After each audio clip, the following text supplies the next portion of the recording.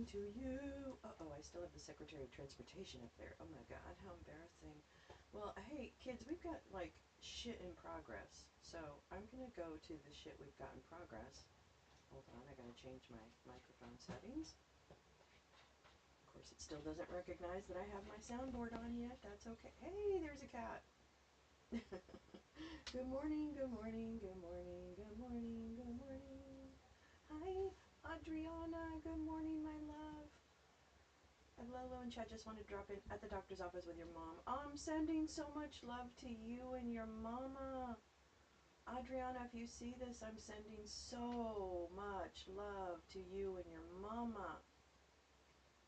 Oh, good morning. Good morning, Kevin. How are you today? Are you okay? Are you okay? I hope you're okay. I got some kitties for you this morning. Or maybe I have one. I have one. He's looking kind of solemn and not very good. He's looking like a toaster. That's what we call him. He's our little toaster. Good morning, everyone. Welcome to Wake and Bake with Lolo. I am Lolo. Waiting for Thor and Loki Razzle. Yes. Oh, I love those babies. I love those babies. I love those babies. Hi, Neil. Good morning, darling. How are you? We've got something already happening, and it's ML Bovie. Ugh. And, fuck. Fuck. Fuck. So, they started early. The idiots are starting early. Hello, Haggard. Hello, darling. Good morning. Good morning. Good morning. Good morning. Good morning. Good morning to you. Good morning to you. We're all in our places with bright, happy faces. This is the way we start our new day. Sorry, my voice is not really in it, but I just felt like singing that. Good morning, Scott. How are you? Hey, it's Men's Day. Oh, no, Adriana's here. Well, she's at the doctor's office. But the first part of the chat, oh, there we go. Jerry broke it. Good morning, Jay. How are you, love? My sister, my bestie. I love you. I hope you're doing okay. Good morning, everyone. Hey, man, you know what? Foghorn Leghorn from Walmart just joined the chat. You sound like you're in the bathroom. I do? Oh my God, is that bad? Wait, do I? Oh, I know why. I know why. I know why. Because it hasn't picked up my mic yet. Hold on. Oh my God, what is going on? Hold on. Thank you for that. Because it means that I'm just on the. Whatever. It doesn't matter. Here we go. Now we're going to be cooking with gas. Hold on. Hold on to your love. Okay, there we go. That's better. Thank you for that, Haggard. I can't always tell because it sounds like, or it looks like it's picking up sound. Anyway, tra la la la. Carla, Carla la Lola. Carla Lola Lola. Thank you. Good. Doing great. Thank you. Hope you too, Neil and Carla. Hi. Yes. I'm okay. Yeah. Good. I'm good. I'm good. Just did my morning job search. Yes, Kevin. You hang in there, baby. You hang in there, baby. Let's see. Let's see. Yeah, so anyway, right in the beginning, we're going to go to hell. Right at the start of the show. Right at the start. That's right. Good luck, Kevin. Everyone is pulling for you. So I don't know if that helps, but if it does, I want you to. Do you want to hear a bop first? Yeah, I do, actually. I would love to hear a bop first. Do we have a bop? Do we have a bop? Wait, hold on. Oops, hold on. Hold on, hold on.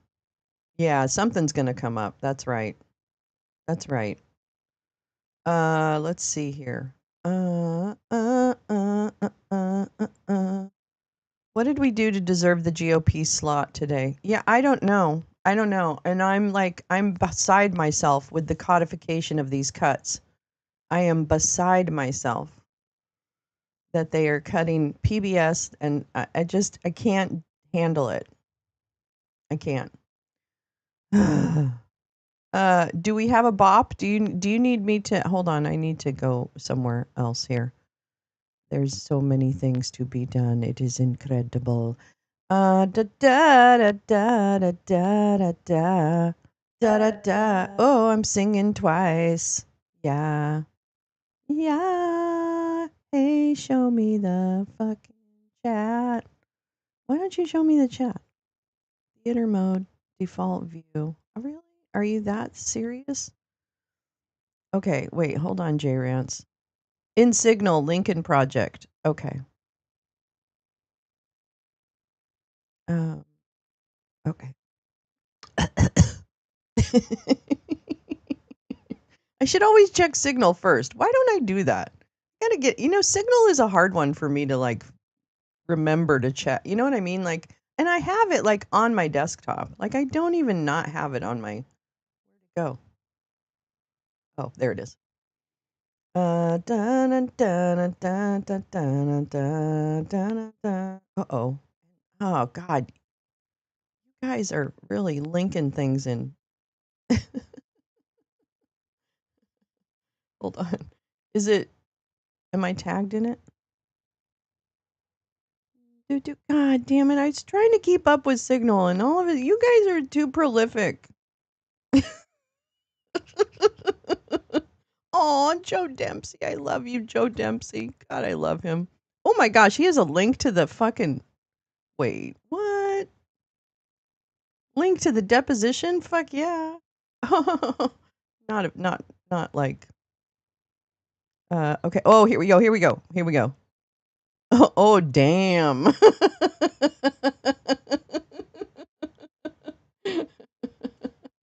Hold on. Move shit around here. God damn it.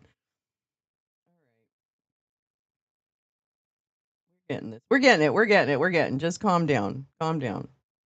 Everybody calm down. Okay, hold on. Here we go. The whole party hates you, your hat and your... Psst, I see mad people. Hey, catch up on the wall, yo. Hey, catch up on the wall, yo. Bonnie says they're on the desk, where did they go? Pam down in the shredder room, that's what we know. Your story has more holes than your course in Mar-a-Lago. What's up with these lame excuses blaming Obama? Your whole party hates you, your hat, and your mama. How many names you got? What cat got your tongue? You forget your BFF Jack who likes some young. Cover your ass and hide the files that you took. Come on, Donnie boy, let's take a look. Can we take a peek in that little black book? Can't cover up a cover up, it really makes you think redact all you want, boy, you running out of ink. Say Trump, I hear you like I'm young. So did, what? Cat got your tongue? You thought the story ended now that old Jeff's dead. Better pray a prison cell has a tan in bed. You know the best words, the best people, everything the best. So spill the tea on your besties from the lowly to express. Not the only politics with freak off miles. Certified cover up, certified Epstein files. Wop, wop, wop, wop, wop. Trump really sucks. Wop, wop, wop, wop, wop. I'ma do my stuff. You know Epstein was the plan's designer. Bet your Trump's in the files in bed with A minor. Oh my God. Trump not like us. Trump not like us. Trump not like us. Trump not like us. Trump not like us. Trump not like us. Trump not like us. Trump not like us. Trump not like us. Trump not like us. Trump not like us. Trump not like us. Oh, I love it that they're putting cash in there. Oh shit. Oh shit. So I hope that Kendrick was involved in that. Oh, Signal is like it's a group thing. God. Oh my God, that is so amazing. I love that. Oh my God, I love that. A minor. That was great. Oh my God. I just hope Kendrick was okay with that. I suppose he was, but that's what I always think. I'm like, oh my God. But that is really good. That is really good lyrics, really good. And of course, the song is fantastic. I love Kendrick so much. Kendrick Lamar, I think, is really, really good. I remember him when he did a song with Jasmine Sullivan and break my windows out of my car. No, actually, it was the other. What is the other girl that I really like? I can't remember. Oh my god, I can't remember. Anyway, it was another one. But I do love your morning puppy picture is in Signal. Hell yeah, hell yeah. We got a morning. Oh, stop. Oh my god, I'm gonna have so many pictures of this dog in my folder. Hold on. Let me get back up. Here we go. Is this it? I think this is it. Yeah. Yes, that's it. She has like a dedicated puppy section in the show. We've literally got a puppy placeholder for her for every day. There she is. Good morning. Good morning, little baby. Meowing star. Did Trump see that and think it was Sesame Street demand cuts? Meowing star. That's so good. Hi, peace, love. How are you? If it was winter, Mr. Fuzzy would have a snowball coming his way. Oh, look at that baby face. Boy, that's a really good shot of the coloration, right? Like her coloring, her peanut butter coloring. Oh my gosh, what a beauty. I really wish I could take this dog, but I really can't because I've just about had enough with my dog currently. He's such a grumpy old man right now. He's very annoying. Hi, easily distracted. How are you? I want to make sure I caught everyone. Teresa, you came in. Good morning, darling. Let's see. Did I miss anyone else? I don't think so. Leigh. Oh my gosh. Good morning, darling. How are you, my sister? Teresa, I saw you. Jay, of course. I know. I wish I could take her. Oh my God. I would. I'd call her Peanut Butter. Peanut. I'd call her Peanut because I love the name Peanut. I used to call Bobo Peanut. My little Peanut. All right. Unfortunately, we have to also. Well, we're gonna make her smaller because she's really cute. We're just gonna leave her in. Oh man, we're not. Okay, we're not. There we go. We're just gonna crowd up here. This is what we're gonna do. Okay, there we go. We got the cat cam. We have a cat in the cat cam. Now, unfortunately, we have this, which is Emil Bovie's confirmation hearing for them to vote on whether to advance his confirmation. She's so pretty. Hi, Carrie. How are you? Good morning. If I missed you, I hope I didn't miss you coming in. And Scott, I saw you. Okay, I want to make sure. I don't want to miss anyone.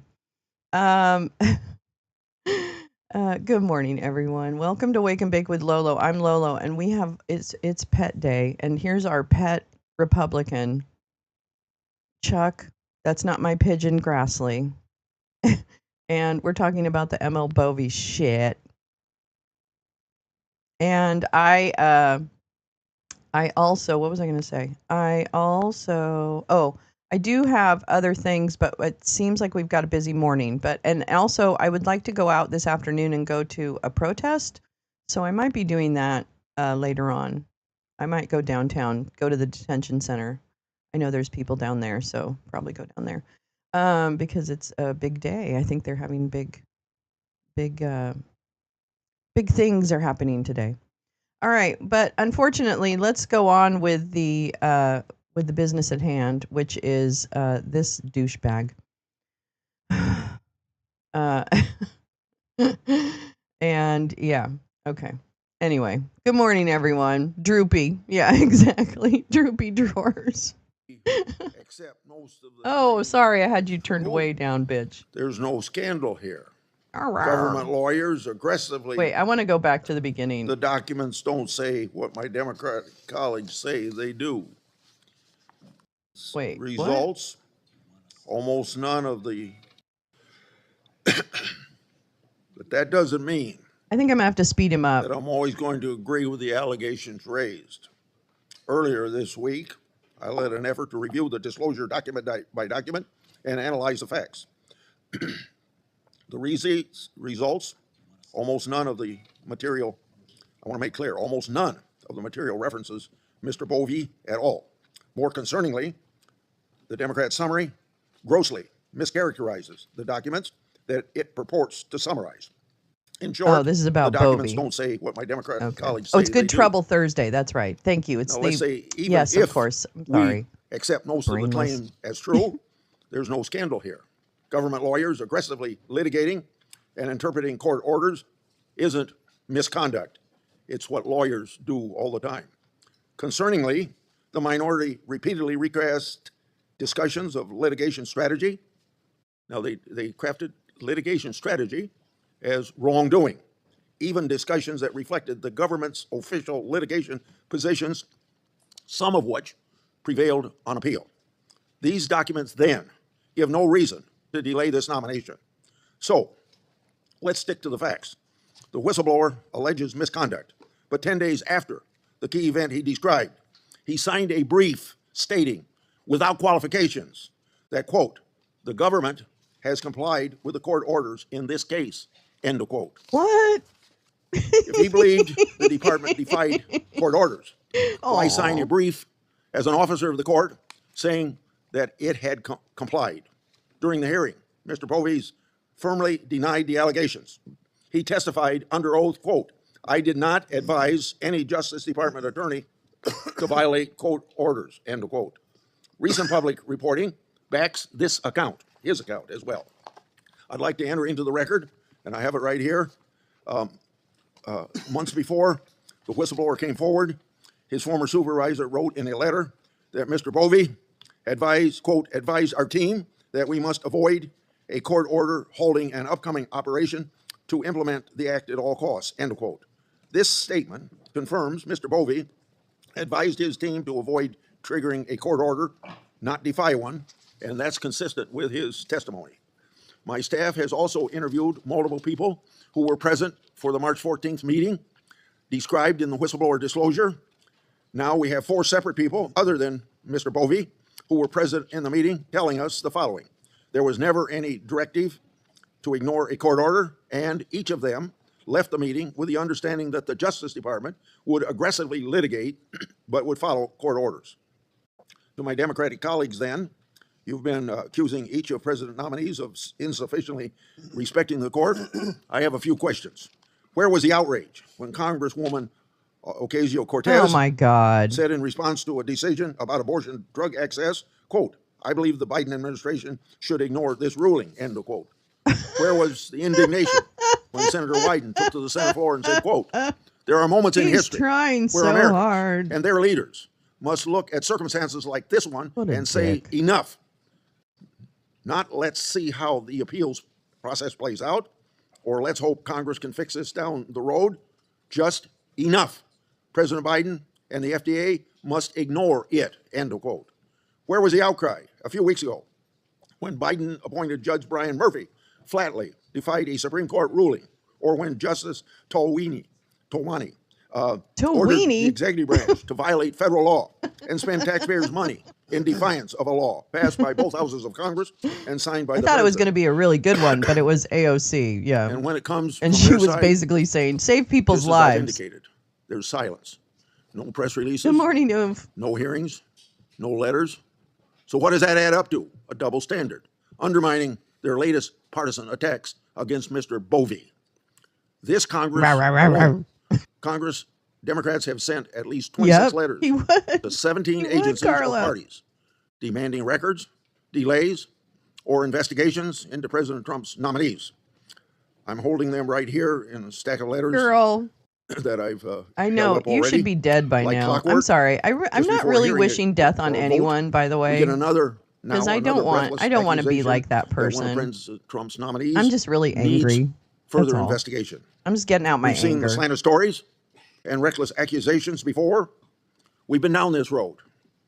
It's become routine, this Congress, but it is not new. We all remember what Democrats did to Justice Kavanaugh. God, he almost As I sounds said normal during at 1.5 Patel's speed. nomination, quote, this is becoming a pattern, and I will not facilitate a campaign to undermine the results of the election by delaying the consideration I'm just of really nominees, pissed end of off. quote. Mr. Bovee has I a would strong actually, legal background I don't like to see and has people served his in country pain. honorably. But He deserves fair these people are treatment. putting a lot of The people in vicious pain. partisan attacks and They don't obstruction care. of nominees that we've seen So from it's hard to Democrats care this about Congress them. You know what I'm has saying? to stop.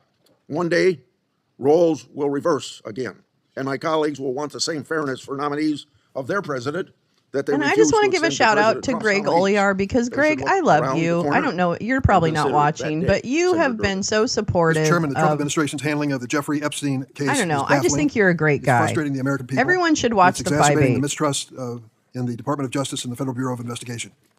In February, Attorney General Bondi, I'm 17 going to slow him days down a into the little bit. job, said in a Fox News interview that the Epstein client list was, quote, sitting on my desk right now to review, end of quote. The White House then staged a major media release of Epstein-related files on February 27th, including preparing binders for conservative influencers and commentators. However, the files that. released were largely already publicly available. There was nothing new.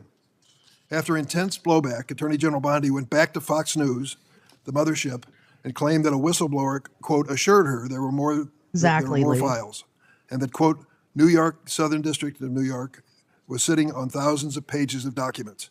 And she promised on Fox, and I quote, we will get everything, and the country will see, quote, the full Epstein files.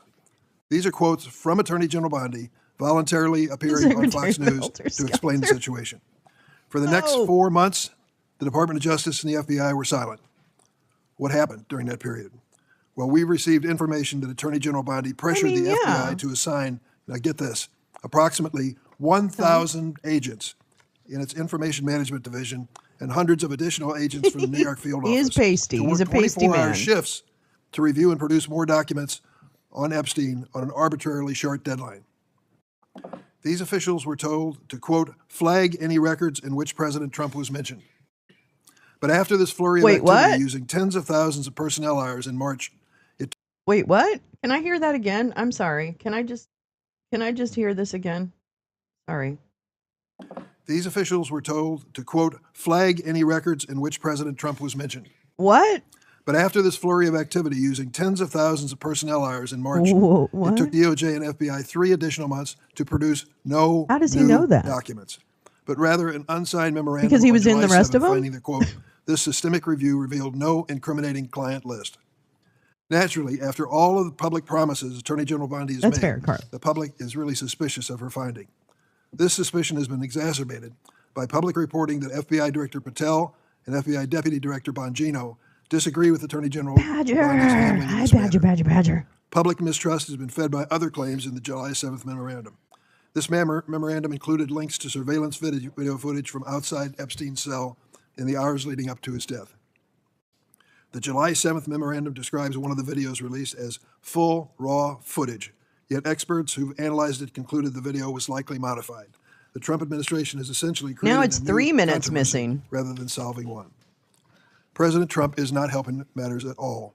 Despite his administration continuing making promises about the transparency on Jeffrey Epstein and claims about the existence of records that have not been produced, he is currently telling the country the president is saying this is all, quote, a scam, close quote. Yesterday, President Trump posted on his personal social media site, and I quote, my past supporters have bought into this BS, hook, line, and sinker. They haven't learned their lesson, and they probably never will. That's from the president's personal social media. What? This is the president talking about his own constituents. Did he just who are shit on concerned his about his claims base? His own campaign surrogates and administration have continually raised. President Trump and Attorney General Bondi are directly Don't let him responsible do it. for all Don't this let him confusion memory hole this. and mistrust. Don't and they let need to him be fully memory hole. transparent, and they should release all of the documents. Oh, yes, for and the public 5, 8, and a review as half. quickly That's as on possible. Wednesdays, right? On another subject, That's on I want to speak Wednesdays. on the nomination It's a of good Emma show, Bovve. too. I'll link those should in the not be description. seriously considered I'll by link the both Senate those. for a lifetime appointment to the federal bench. Lifetime. He led this administration's embarrassing efforts to strike a corrupt bargain with New York City Mayor Eric Adams. Yeah, he And he has did. been trailed by a history of Hi, complaints, Max. long predating his affiliation this with over. President Trump, about his Had his temperament, best pal killed his and poor thought judgment, that would make the and whole lack thing of go away. candor I before know, the they court. really Think of do. it. We're talking about a judge He for shit on the life. base? Attorney I didn't General even see Bondi that. conveniently did not announce her plan to keep the Epstein files hidden until shortly after our opportunity to question Mr. Bovve under oath about his involvement in this issue had passed. Given his role as principal deputy associate attorney general, it's hard to believe he wasn't involved in the Epstein cover-up. Senator Booker and I sent him follow-up questions to give him a chance to clear this up. Mr. Bovve refused to respond, but that's not the only issue that's grown more pressing in recent days. Erez Ravini, a career Justice Department Now, why do you attorney see a crown? who defended the first administration's immigration policies, filed a whistleblower complaint with my office ahead of Mr. Bovie's hearing. The complaint recounted that Mr. Bovie suggested Department of Justice might need to say, quote, F you to federal courts that issued orders that the administration opposed. Remarkably, Mr. Bovie couldn't deny delivering this message. He simply said in questions that Senator Schiff and I propounded to him that he did not recall whether he had used that kind of explicit language. So I asked Mr. Ravini whether he could substantiate his claims. In response, Ravini provided text messages, email exchanges, and other documents corroborating his allegations that Mr. Bovie had waxed poetic about violating court orders and spearheaded efforts to defy court orders and mislead federal courts. Mr. Chairman, despite your opening statement, this gentleman, this whistleblower, Mr. Ravini, has volunteered to appear under oath before this committee. Oh my God! I hope We Daisy asked heard you that. to hold his Daisy hearing hear on that? this. I Mr. don't think Bovie they read. until that opportunity was taken, Sorry. and you That's sorry. decided not to. I think that's a mistake. If you question the veracity of Mr. Ravini, he's ready to stand before you, raise his right hand, take an oath, and testify under oath. What more can you ask about credibility than that? And the Republicans refuse to even consider him. His attempts to account for actions have ranged from absurd to nonsensical. This is Mr. Bovie. But one thing is clear. He has repeatedly excused the conduct of those violent January 6 criminals. Mr. Bovie was the ringleader in an effort to punish federal prosecutors for putting January 6 offenders behind bars. I have this memo ordering their termination right here. Understand what we're talking about. You're a member it's of the Department of happening, Justice Jim. staff. Yeah. You're a prosecuting attorney. They're You're given trying an order anything to get to away proceed from with this prosecution of an Epstein individual. story. They You do really so. are, and we You cannot execute it in let a them get professional away and legal from it. way. What Don't happened in this case let is it if it happened to be a happen. January 6th insurrection mobster, you can be dismissed. Make them from the Department of accountable for Justice their under biggest President Trump. lie Think that about got what that us says here. about our Department of One of the Justice. biggest lies that got Mr. us Bovie here was the the ringleader in an Epstein effort to shit. punish these prosecutors. Don't let in his them memo, he wrote that the prosecutions escape it. of January 6 offenders were, quote, a grave national injustice that's been perpetrated upon the American people. Not the conduct of the mobsters, the conduct of the Department of Justice attorneys who held these insurrectionists responsible for the damage that they did to our Capitol building and the threats to our government. And These our individuals country. desecrated our Capitol. Every member of this panel, virtually every member, some are new, every member of this panel who's been here for any period of time will never forget that day as long as they live. I respect this Capitol building as more than just a building. It is a symbol of who in the hell we are.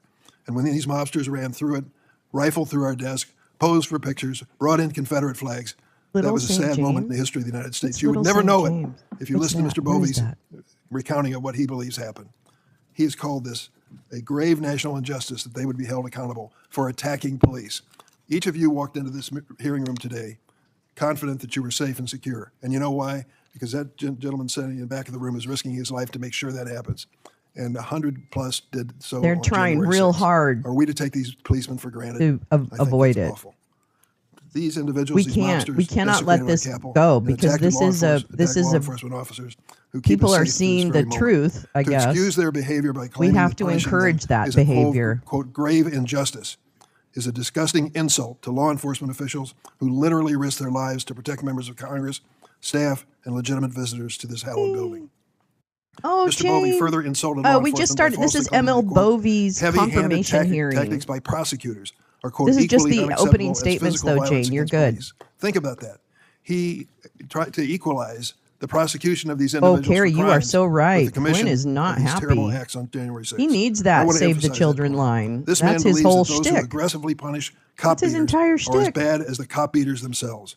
This false equivalence is deeply offensive by a man who wants a lifetime appointment to the second highest court in the land. It shows a How embarrassing. ditch-deep flaw in the character and judgment of this nominee. Mr. Bovie also has acknowledged that he provided legal advice on President Trump's disgraceful decision to pardon violent January 6 offenders. His conveniently faulty With an auto pen. memory came into play once again. By the way. When he said he couldn't recall. He couldn't recall whether he assisted President Trump on this issue. Oh, pardons of 1,600 people who've been prosecuted? Full unconditional pardons? Can't remember. Was I part of that? Which Mr. ended Bovie up lacks with the a bunch judgment of and temperament child to sit on the bench. molesters In the and words of President Trump, the real reason he's been assholes with a nominated criminal is because record President walking Trump away believes and doing he it will, quote, again, do by the way. A anything few of them that have is been necessary to make America rearrested great again. Mr. Chairman, because I yield. are pedophiles and I'd shit like like to that. respond to what you said about That's what the Epstein and J6ers are. They're a Senator bunch of Blackburn, and pedophiles. then I'd call on How about that? Mr. Chairman, See what I did there? Can I be on the list to speak, Mr. Chairman? Really? Lawrence read Flynn's post on his show last Chairman, night? I'd Oh my also like God, to Teresa, speak. that's kind of big. To be clear, I've been That's interested helpful, in this Epstein I thing think. as chairman of this committee or as a member of this Oh committee yeah, he since goes poof. Yeah, for 2019. sure. I won the same He rolled those dice I won the big. He same went balls information deep on that that I 2020 started to try to election. get in 2019 from the Biden or Trump administration. I tried to get it from the Biden And he's administration. the chair and of yet the my PTA Democratic right now colleagues at didn't West seem to Point. care He's about pretty it back mad. then. As a matter of fact, I know. I Democrats do love blocked our Lawrence. efforts Really to get has information. become more. Indeed, I Sometimes wrote he a bugs letter, me, but again referring to August 2019, during the first Trump administration August about the Epstein 2019. criminal case. Since then, I followed up with the new Trump administration. August 2019. I mean, I misspeak sometimes, but I'm also not a senior senator from Boo Boo Land. I don't know where he's from. Kansas, Nebraska. I'm not sure. Iowa. I'm not sure.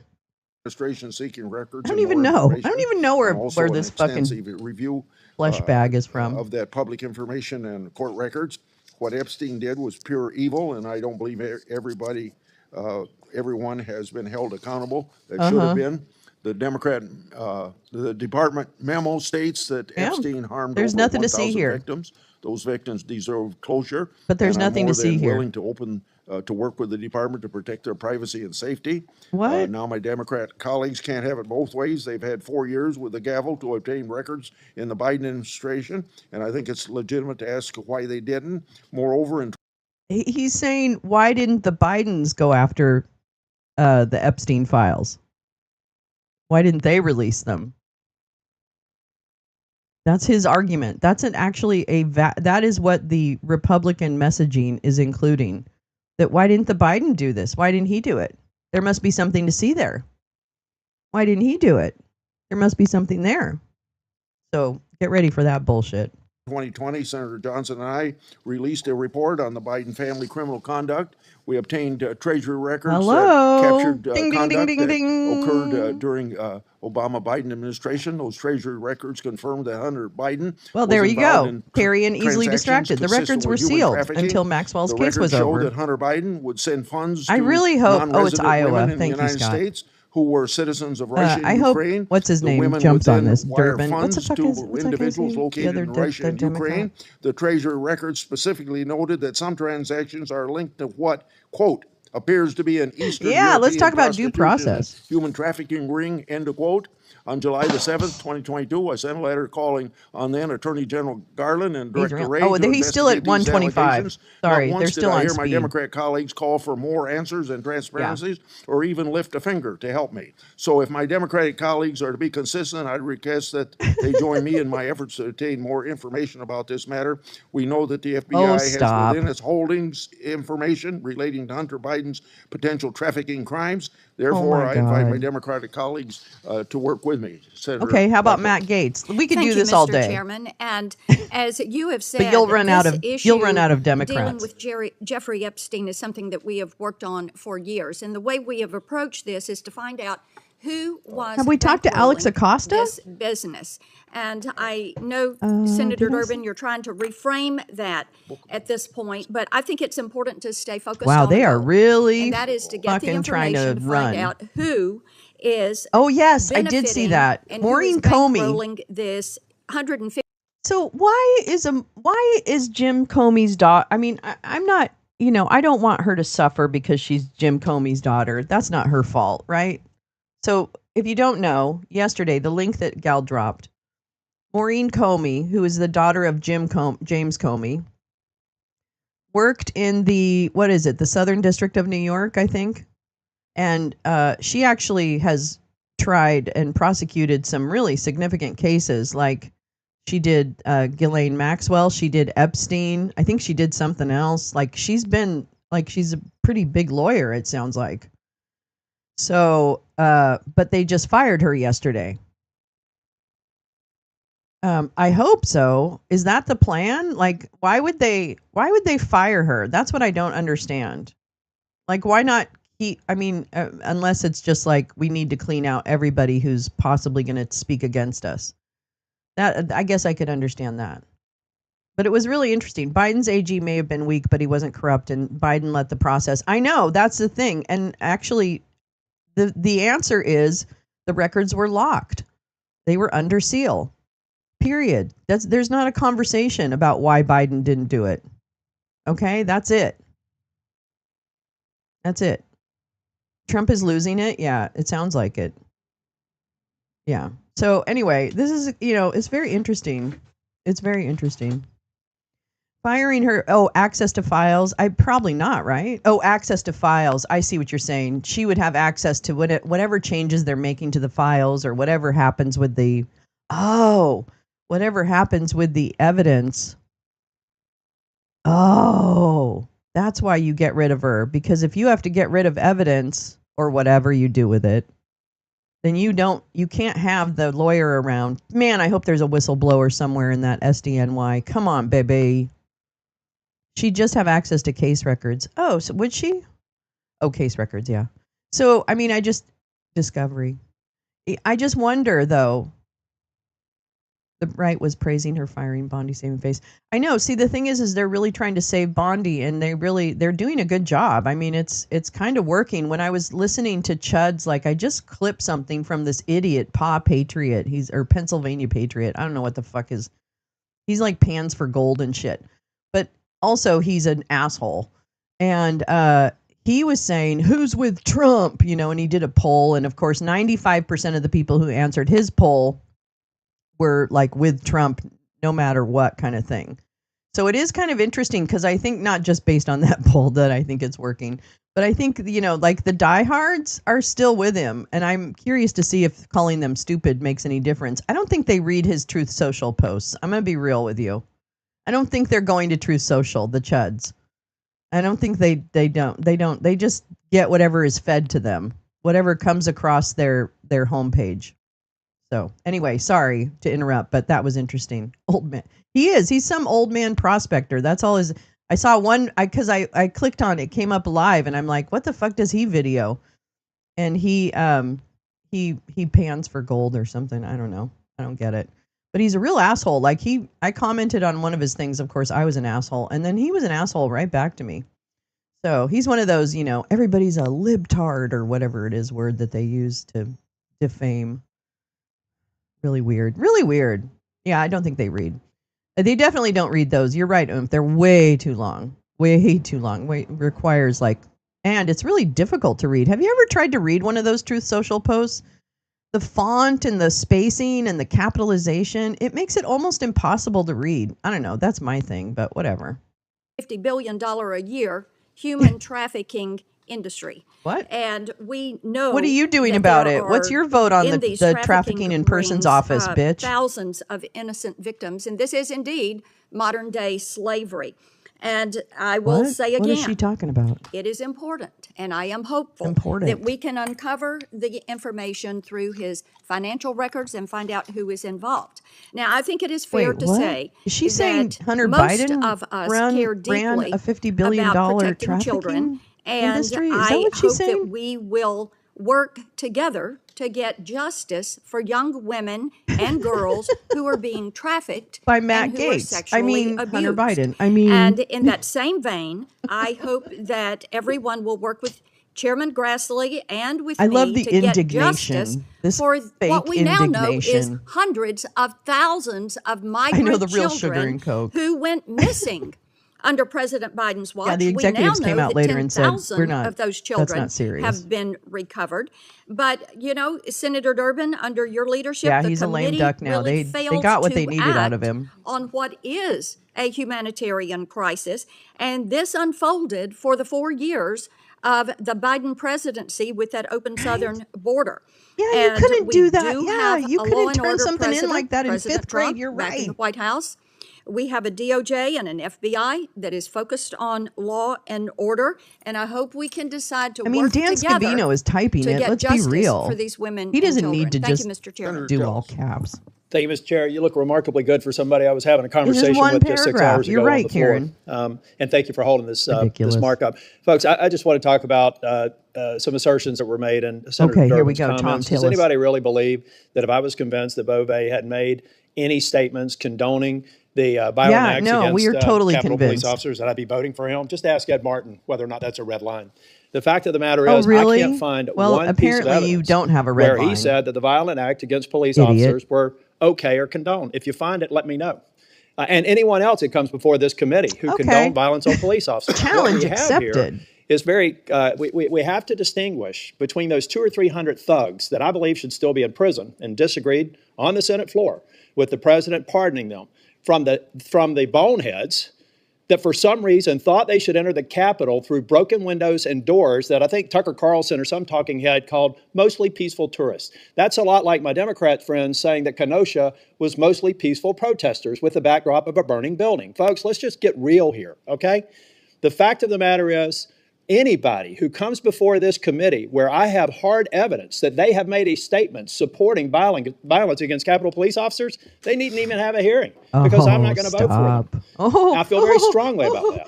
So did somebody reference something in a meeting or did somebody say something between I think friends? I'm I gonna don't know, but faint. even Somebody- that would be somebody disqualifying and catch that me. I yet think has I'm not been gonna presented for faint. this nominee. So I challenge all of my colleagues on the other side of the How dare aisle. you. That's a How dare disqualifying you, event sir. for me for the remainder of my time How in the U.S. dare Senate, you, which sir. admittedly is only 18 months. A lot of How things happen in dare you, 18 sir. months. Do your Yeah, a lot homework of on windows. finding a hard Watch out, example watch out. and count me in to refuse Oh, dear. confirming that nominee. Oh, my But don't God. finesse it when you simply don't have the facts know. on your side. Oh my Thank you, God. Mr. Before I call on Senator Booker, Oh, my we God. don't have all of our members here yet, but I think they're going to Yeah, be here pretty everybody's soon. And remember, I pooping, said but okay. we'll vote when we get get all of our Yeah, members okay, here. Go whatever. ahead, Senator Booker. Okay, whatever. Thank you very much, Chairman Grassley. This process with Emil Bovie started with my office as well as Senator Andy Kim saying to the White House we were willing to work with them to find someone. The President of the United States, the White House counsel, completely violated the process we had agreed upon and thrust this judge onto the state of New Jersey, a candidate, a nominee, who we had already written letters of complaint about for his role in the prosecutor's office around issues around January 6th. Bovie directed Ed Martin to fire the January 6th defendants. And that was something we were actively investigating before he was even being considered as this. Imagine any senator here having somebody put in as a circuit court nominee in their state when there is an active investigation going on about something as serious as the January 6th nominations. That is something that everybody here would consider a violation of process.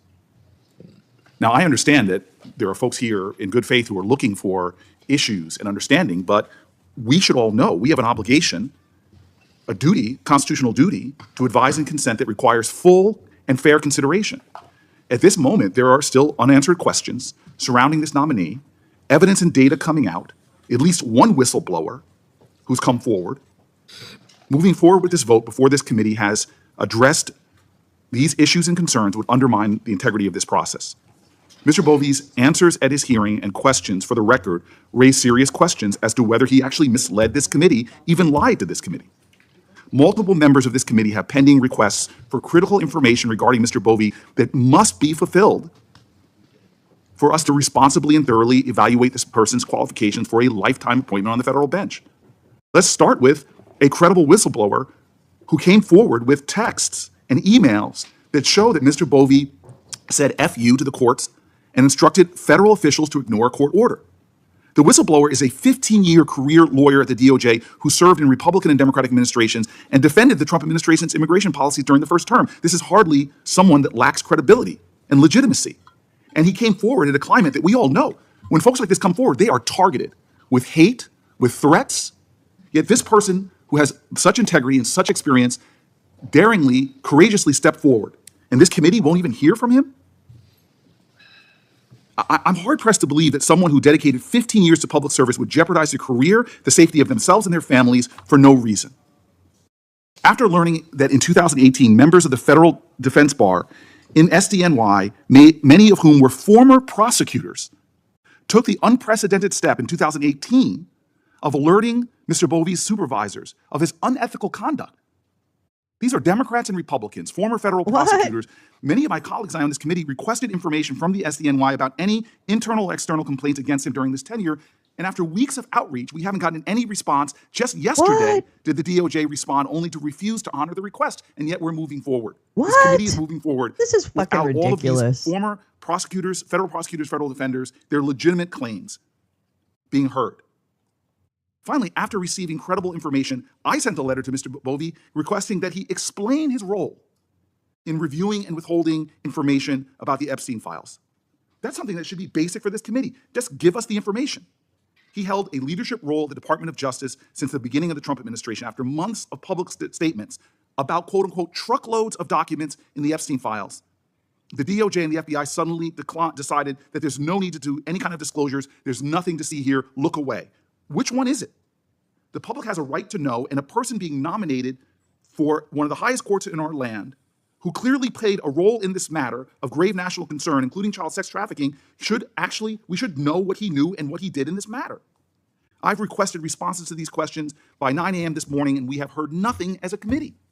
And yet we're moving forward.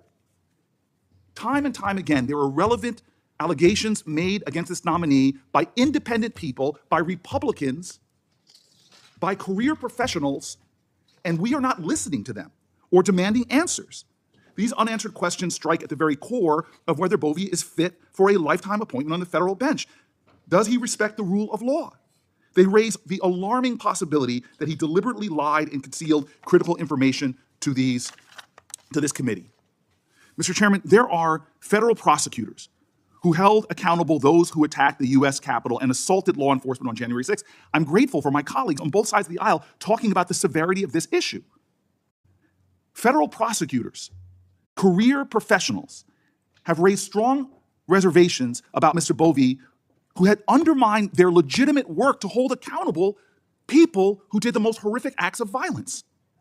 Listen to these folks who are law enforcement professionals and what they're saying about Mr. Bovie.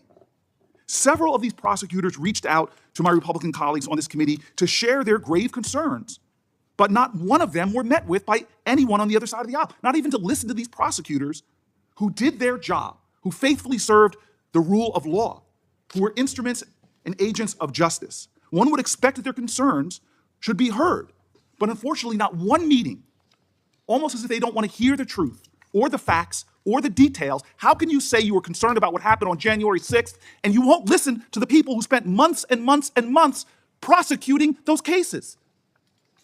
How does that make sense? To not even want to hear from these folks who have legitimate concerns, who've expressed grave concerns. I don't understand why we are willfully refusing to I hear think the Tillis legitimate probably was concerns, told, not of listen, politicians, settle not down. of elected officials, I think he was but of told, career settle folks, down. many of them Republicans, who've expressed grave concerns.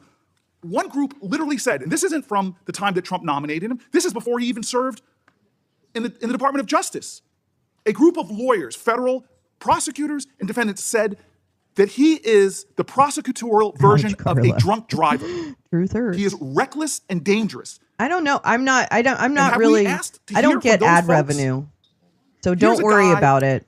That was Because given I don't the get ad worst revenue. ever condemnation Which is from a fine by judge in me. the SDNY I don't want ad revenue. for withholding So every exculpatory show, because I evidence swear as a and I prosecutor. smoke weed, There are they're former not going to. prosecutors on I this never committee. get that. Imagine that fine. kind of flaunting of the rule of law. The grave ethical violations in that case. Imagine that we are about to put that person now to be a judge. That is stunning to me. There is no need to vote on this nominee today. It is a false urgency.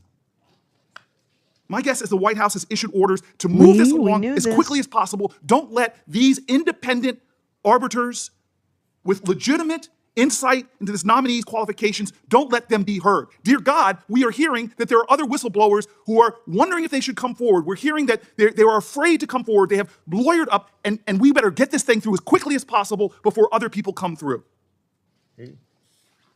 With more time, we would get more answers. With more time, the things that Mr. Bovie has done at the DOJ and throughout his career would come to light, not by elected officials, but by legitimate people whose voices should be heard. Why are we refusing to hear them? Why are we silencing those people?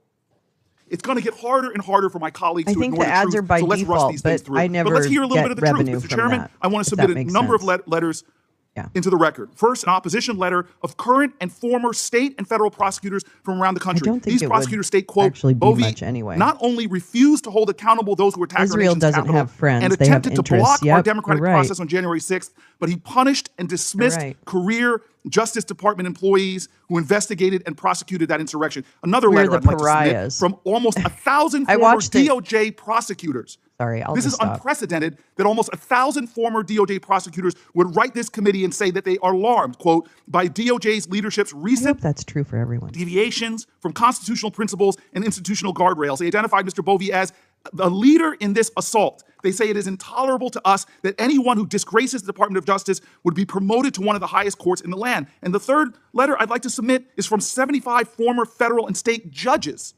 including a former Third Circuit judge who was appointed by President Bush. Jurists are writing.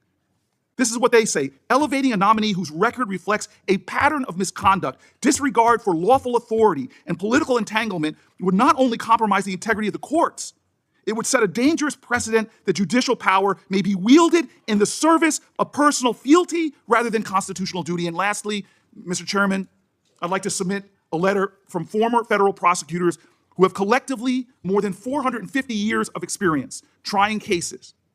These former federal prosecutors, 450 of them, urge there is only one way this committee can determine whether Mr. BOVE has violated a court order. It's by hearing the testimony of Mr. Revenet, the whistleblower. Failure to take the time now to do so before voting on this nomination will forever brand this decision as rubber stamping. Mr. Chairman, I make a request, and as I understand the rules of this committee, I have the right to do that. Mr. Revenet witnessed the DOJ leadership plan to defy court orders. I would like to say, ask under Rule 4 of this rules of the committee that the chairman is required to entertain a non-debatable motion to bring a matter before the committee for a vote. I'm making a motion to bring this matter to a vote. I request a roll call of this committee so that the record may show that where each member stands on allowing a whistleblower, an independent prosecutor who worked in Democrat and Republican administrations for 15 years, who courageously stepped forward, who put his life at risk, who is being threatened right now, who felt like it was worth to come forward to speak to this committee. I'd like to request that before voting on this nominee, we would hear from this nominee. I'd like a roll call vote on that according to Rule 4 of this committee. The clerk will call the roll. Well, before you call the roll, Look at that. first of all, I do That believe lawyer that moved fast. it's not on the agenda what you've requested, and we won't, things that I haven't previewed ahead of time or on the agenda, so I'm going to rule you out of order.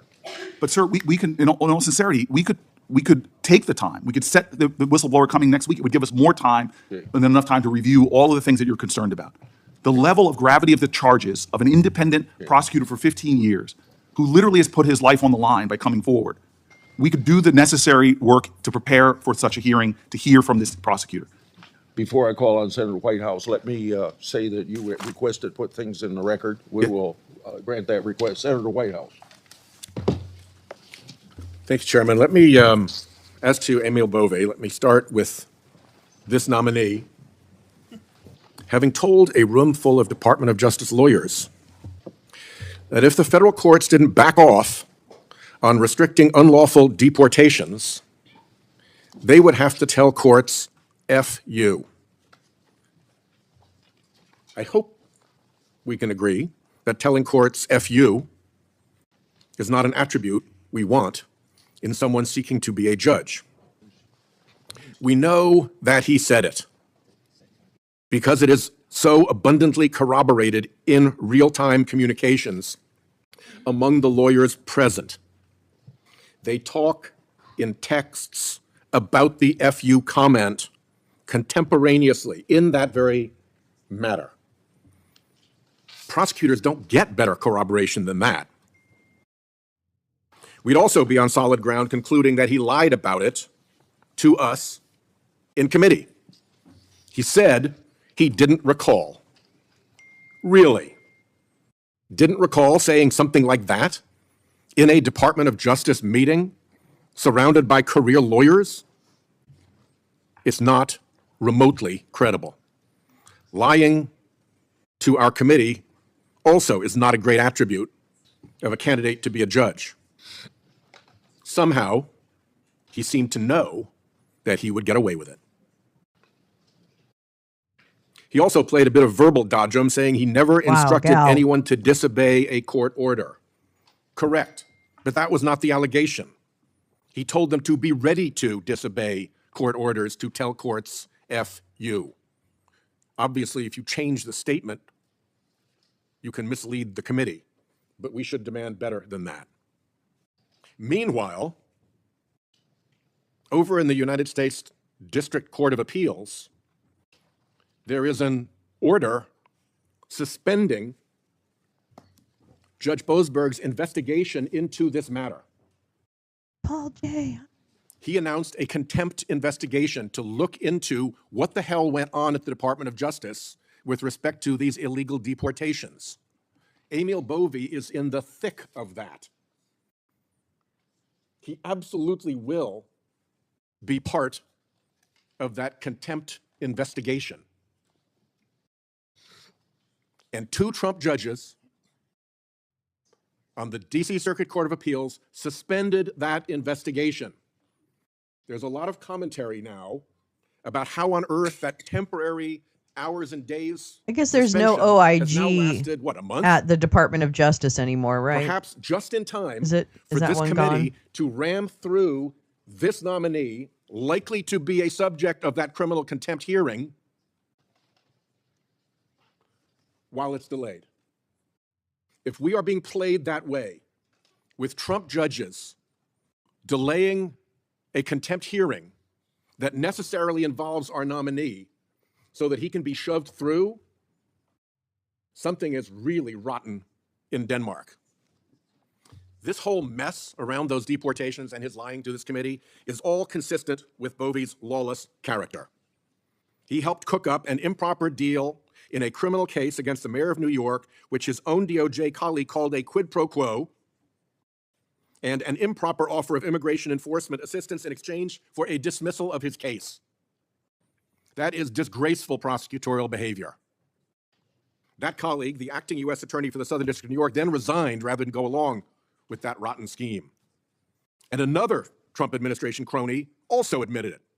Border czar Tom Homan appeared on Fox News with that mayor and said, speaking of the mayor, if he doesn't come through, if he doesn't deliver the immigration support we need, I'll be back in New York City and we won't be sitting on the couch. I'll be in his office up his butt saying, where the hell is the agreement we came to? The agreement. Tom Homan is such a Separately, this fucking nominee idiot. tried with Yay! acting U.S. Hi, Attorney Paul Martin Langan. to confect Yay! a Both fake Pauls criminal are here. investigation. Fantastic. Now we can start. Tried to confect a fake criminal investigation. Listen to those words. To allow an improper seizure of funds Congress had appropriated and that were obligated and disbursed to the Greenhouse Gas Reduction Fund. Career prosecutors pointed out you can't have a criminal investigation with no crime, with no predication, with no basis. And the career criminal chief who'd worked through multiple administrations was forced out of her job for her pains, pointing out that this was a fake criminal investigation, and they went forward with it anyway, Bovie and Martin. These are not minor prosecutorial glitches. These are true violations of the basic oath of a prosecutor. Another principle prosecutors follow is not to publicly disparage subjects of your investigation, both because it's low, it should be beneath a prosecutor, and because longstanding DOJ policy prohibits it.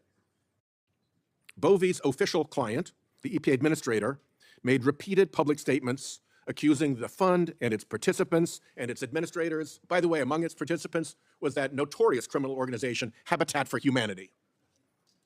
Accused them of being corrupt, of being criminal, of engaging in kickbacks, of theft, and of graft. None of that is even remotely appropriate. All of it is in violation of DOJ policy, and we couldn't even get answers about that violation. I ask consent that my June 18, 2025 letter to the Department of Justice on these topics be entered into the record. Without objection. These are truly evil abuses of DOJ's powers that this person led. Oh, nice, Those are some Paul of the problems J. with this nominee. Then come the problems with our committee process, in which he was pre-licensed to refuse to answer questions. The committee conceded something Congress has never before conceded, that deliberative process and attorney-client privileges overcome our constitutional powers of oversight and advice and consent. Senator Kennedy and I noted this in our bipartisan report on executive privilege in December of 22. I quote, Congress maintains that all other components of executive privilege, besides presidential communications, that the executive branch recognizes, including deliberative process and attorney-client privilege, still quoting here, are not constitutionally grounded and therefore cannot supervene Congress's oversight authority. The majority, having made that astounding reversal and concession, then didn't even follow the rules for assertion of those supposed privileges, neither as to their scope nor as to the process for claiming them. These privileges need to be asserted. It's notable that this nominee never actually asserted them. He likely realized that they don't, in fact, actually pertain, and he didn't want to get caught out in the legal error of asserting a non-pertinent privilege. Plus, he didn't have to, since his non-answers were blessed in advance by the majority. Instead, he hid behind vague claims, not privilege assertions, vague claims of inappropriateness, or things not being public, or failures to recall. Just to remind, attorney-client privilege and deliberative process privilege, even if they pertain here, do not apply to administrative decisions within a department, and deliberative process, indeed any executive privilege, does not apply where the allegation is misconduct. Again, from my report with Senator Kennedy, quoting the D.C. Circuit Court of Appeals, the privilege disappears altogether when there is any reason to believe government misconduct occurred. We have enormous reason to believe that this individual, now a nominee, participated in government misconduct. The only executive privilege that Congress does recognize requires some proximity to the president. It is not applicable in ordinary agency administration, and the president must invoke it according to the Reagan memo. None of that took place under the blanket authorization to refuse to answer. We are dealing here with a nominee's attempts from a very high position in the Department of Justice to cook up a fake criminal investigation and to use an existing criminal case for political leverage over an elected official with too many accompanying violations of DOJ rules and practices to count. And we can't even get answers? The result was a hearing that more resembled a rackets hearing from The Godfather than a nomination hearing for a Circuit Court of Appeals judgeship.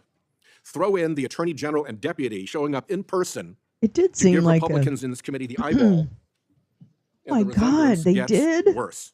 Oh my God. Hearing by hearing, month by month, the bar is lowered and lowered and lowered for our constitutional advice and consent oversight. Now to the point where a witness can say, I don't recall, and it would be inappropriate, and that's not public, to any question, no matter how bad the behavior, no matter how good the corroboration, and get away with it. Oh my God. Even with multiple credible backstopped allegations of prosecutive misconduct by this individual before us, we are become a partisan rubber stamp. Neither the committee nor the judiciary is well served by our learned and servile or the people. I yield back. I will now go to voting because we have competing markups in other committees and people have to leave here soon. We'll go to BOVE-r's nomination. The clerk will call the roll. Mr. Chairman, point of personal privilege. Mr. Chairman, Point of according to personal- Rule 4 of the committee, we have the right to continue to debate this nomination. No. I'm invoking Rule 4 of the committee. We have the right to debate this nomination. You're out of order. I'm seconding Mr. Senator Chairman? Booker's demand for a vote on his request to hear from the whistleblower. Mr. Chairman, you should at least acknowledge my Rule 4 point of order. You're out of I order. don't understand this. What are you afraid of about even debating this? by Putting proxy- things on the record, hearing from every senator, dear God, that's what our obligations are. It's to state our reasons for debate. At least address the Rule 4 point of order that we're calling. There's no need to rush this. What are we afraid of? We're not pressing for the 2-hour rule like you all did when you were in the minority. We're simply asking for a credible amount of time to air our concerns before the vote. We respect each other in this committee. We respect the understanding that we have things to say. But yet we're doing this in a way that makes no sense to me. And it makes no sense to me because we're not trying to do things like force the committee to close or force a 2-hour rule. This is about understanding that people on this side have a responsibility to state their issues. Mr. Sir, you can call me out of order because this is out of order. This undermines the basic decency of this committee. Yes, maybe overrule a Rule 4, but at least address the Rule 4 point of order that senators were elected to debate issues and debate nominees. This is absolutely insane. What is the rush? Sir, I am interrupting because you're interrupting a regular point of order. At least address my point of order. I have the right to do that by the rules of this committee. If you want to overrule the rules of committee, then do so. But this is not in any way in order. You are obligated to address a point of order according to the rules of this committee. You can overrule me by a Senate vote. You're violating your own rules. The parliamentarian has been clear about this. The parliamentarian has been clear. You can overrule the point of order I'm doing, but you have to follow the precedents and procedures of this committee. This is outrageous that you're not allowing senators to have their fair say before a controversial nominee is being done. This is unbelievable. This is unjust. This is wrong. It is the further deterioration of this committee's integrity. With a person like this, what are you afraid of? Are you afraid of hearing from Chris Coons? From hearing from one of my colleagues? From hearing from Adam Schiff? What is the fear here? Have at least the decency to have a vote on my point of order regarding Rule 4. I have respect for you, Mr. Chairman. We've served together for more than a decade, but this is outrageous. This is unacceptable. This is wrong. It is wrong. And why? Why? What is the rush to take another half hour to listen to people? What is the rush? What are we afraid of, Mr. Chairman? What are we afraid of? I do not understand why senators can't debate a nominee as we've done when both sides have been in the majority to take the time. What is the thing that you are so afraid of from hearing from my Senate colleagues? This is a violation of the precedents of this committee. We're not trying some stunt here to try to force a 2-hour rule like you all did when you were in the minority. We just want to be heard before it's a at controversial 1 vote. 1/4 speed, So this actually, is not wrong, 1 and 1/2. you know it. You are a person of integrity. How could you be doing this? At least have a vote on my point of order. Sir, with all It's appeals probably to your Brit or decency, someone with like all that or appeals to your whatever. integrity, with all appeals to past jurisdiction and past precedent, why are you doing this? This is outrageous. This is a kangaroo court. That's all we have here, This Mr. is Chairman. wrong. To violate your own rules without going by the mandates of the parliamentarian. This is unbelievable. There's a way to do this. If you want to force this through, if you want to ram this through, there's a way to do it in accordance to the rules as spelled out by the parliamentarian. It is simple. It is clear. There's a pathway to achieve what you're trying to achieve. But sir, this lacks decency. It lacks decorum. It shows that you do not want to simply hear from your colleagues. This is absolutely wrong. And sir, this is to me one of those moments where we are not showing common respect for each other on both sides. I have sat here when we were in the majority and listened to my colleagues' arguments, listened to their passionate statements, and then we voted. This is not that. This is us simply trying to rush through one of the most controversial nominees we've had under this presidential administration.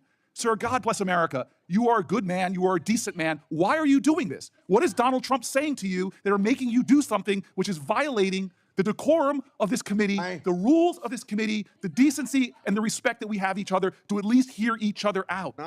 I've sat through so many long speeches of my colleagues, heard their objections, listened with sincerity to try to see what their arguments are.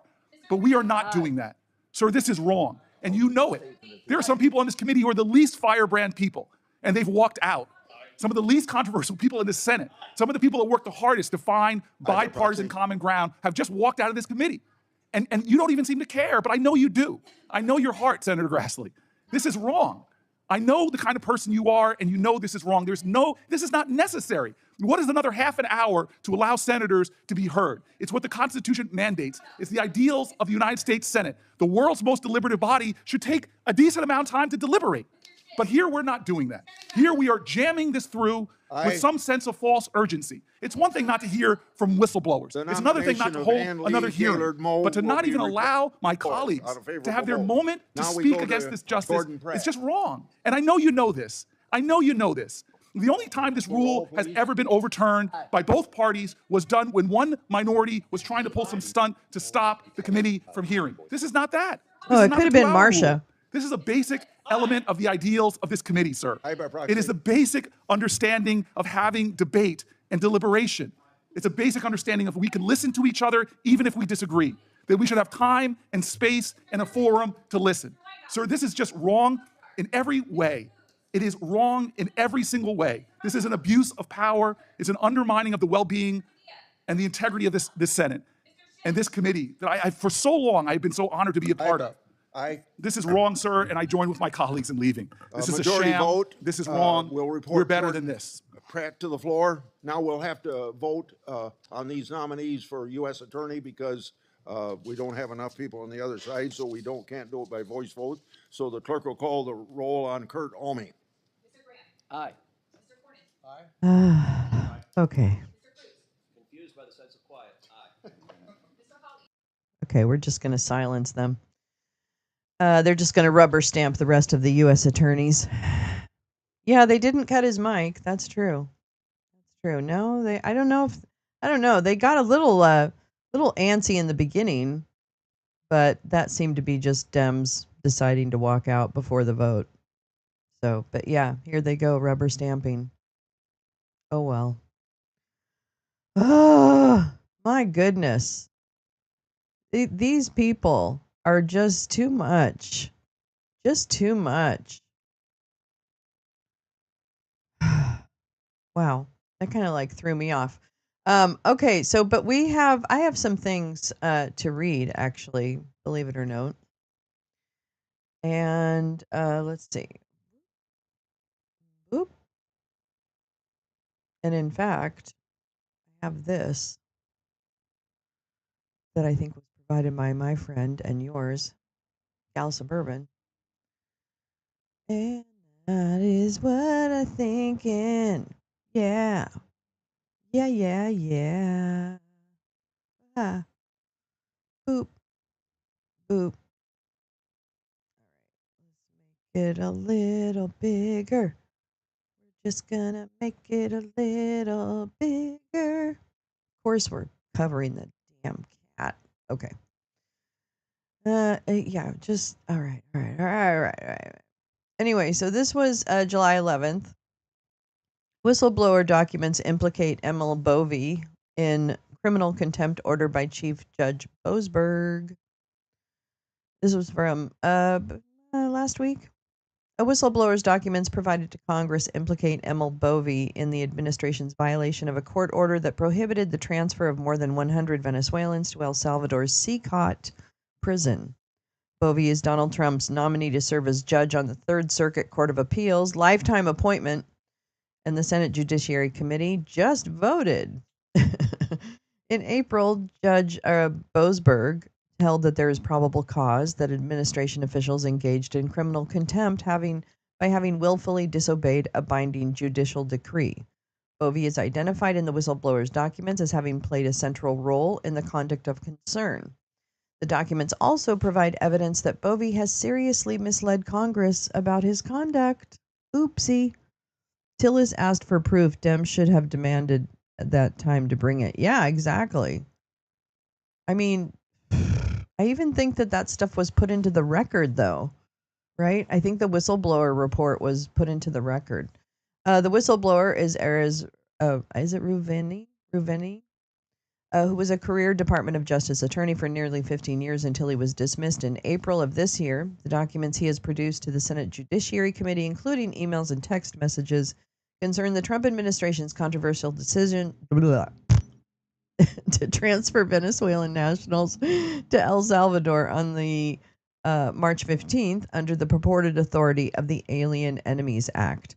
The cache of documents, which was first reported by Politico, is important for the following 4 reasons. First, newly released text messages confirm Ruveni's previous allegation that Bovey told others in the DOJ that the administration should consider telling the courts, fuck you, should judges seek to enjoin their deportations. Newly released text messages between Ruveni and colleagues, including his direct supervisor, August Flentier, show them apparently referencing Bovey's suggestion. That's the corroborating evidence he spoke of. Second, an email released by Ruveni directly implicates Bovey in the administration's decision to defy the court order demanding that the AEA deportees be returned to U.S. soil. Well, that's kind of a big one. That's way to bury the lead. That's more important to me than the fuck you to the court. Well, although that's important too, so I shouldn't say that. Jeffrey Toobin, oh God, I can't stand that guy. The nomination of Emil Bovey lit ill Oh, the third. Sorry. I'm like, what the hell is that? To a federal appeals court suggests that President Trump has a new prototype and a new agenda when it comes to the law. Out with the eggheads and in with the street fighters. Well, that would make sense. Yeah, basically just to take over the judiciary. That's really what I guess that's what we're talking about. Can he still be held on contempt if he's a sitting judge? That doesn't get him immunity from that, right? He can't have immunity just because he's a sitting judge. Anybody know? I was hoping this would answer that question. Oh, sorry. Let me stop this. Boop. Hold on just a minute. I gotta tee up what's next. La la la. La la la. All right.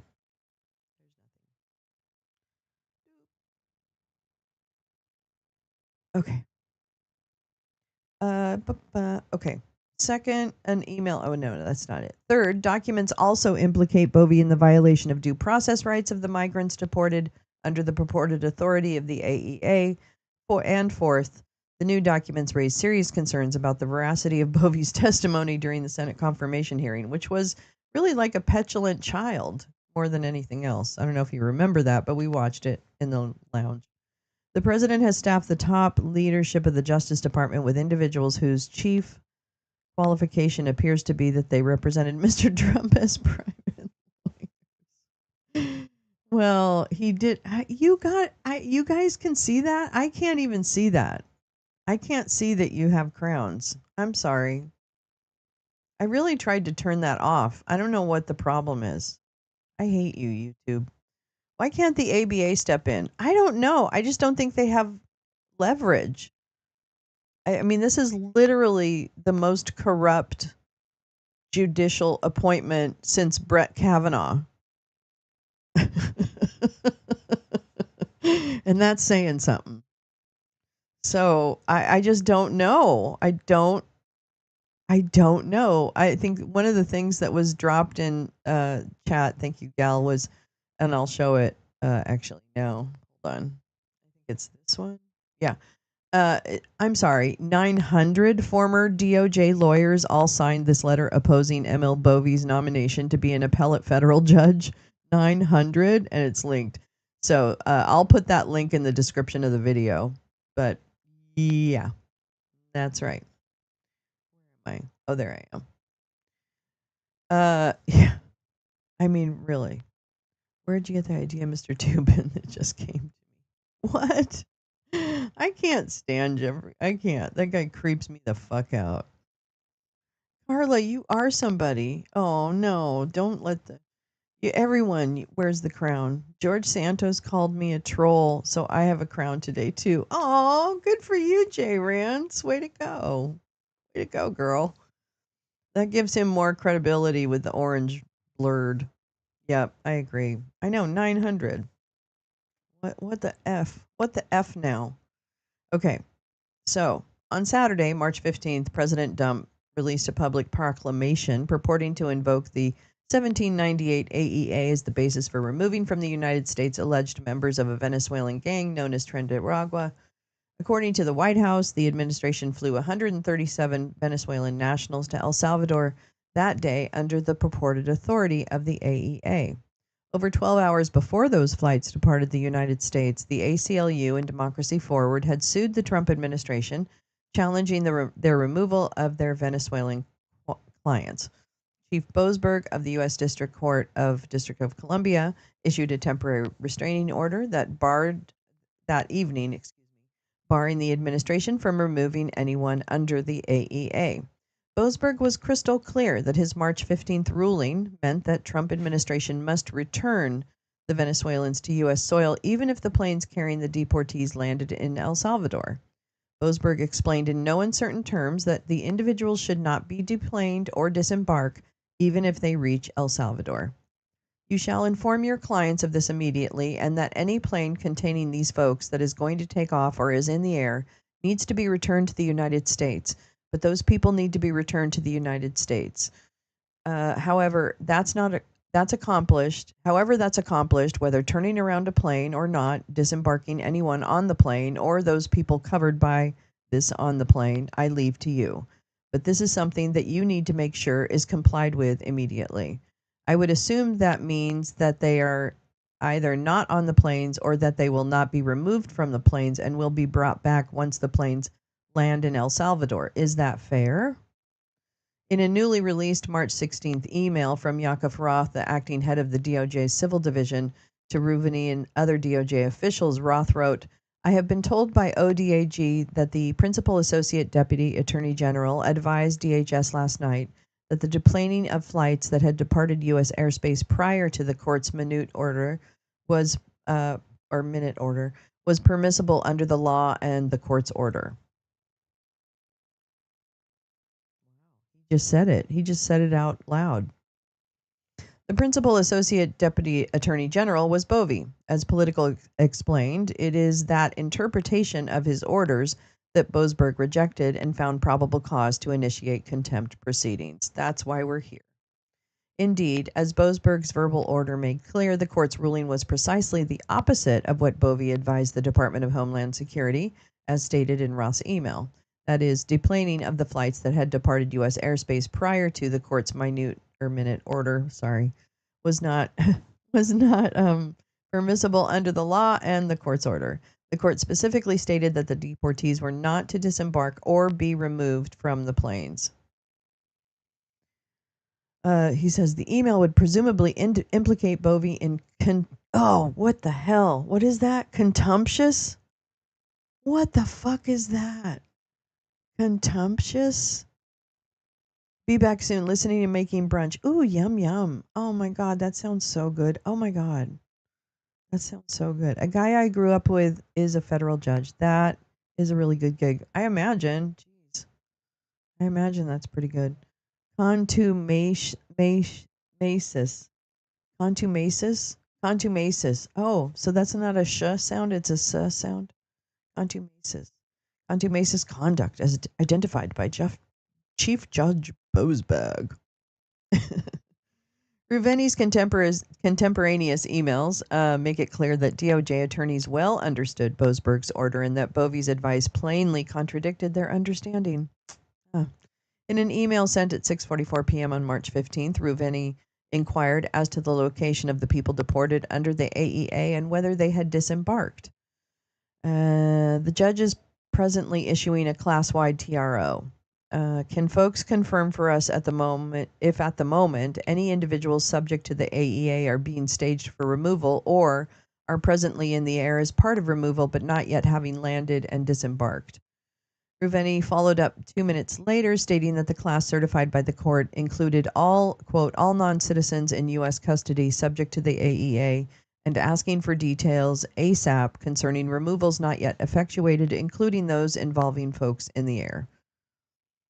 And yeah, that's just a repeat of it. At 6:48 p.m., Ruveni wrote that Boasberg had specifically ordered us not to remove anyone in the class and to return anyone in the air. And he started it, sorry for all the emails. At 7:04 p.m., Ruveni wrote, no one subjected to AEA in our custody can be removed, and anyone in the air should be returned unless they have a Title 8 final order. He says, please confirm receipt and let us know what, if anything, is happening. At 7:18 p.m., Ruveni raised concerns about being held in contempt if they deplaned the AEA deportees when they landed. There's the body of the text is, all plaintiffs have reached out about the flights. Please confirm ASAP no one lacking a Title 8 final order will be taken off these planes when they land. We need to address this ASAP to avoid contempt. It in particular, the flight landing in 3 minutes. Please advise. And then he lists the flights that actually land later than that, and one that hadn't taken off yet. The next morning, Sunday, March 16th at 8:07 a.m., Ruveni wrote, our advice here on injunction compliance was to not deplane anyone from these planes who is subject to an AEA removal, precisely the opposite of the advice BOVE apparently provided to DHS. And this is from Ruveni. Good morning. Thanks everyone for being on deck last night for for the filings. We really appreciate the assist.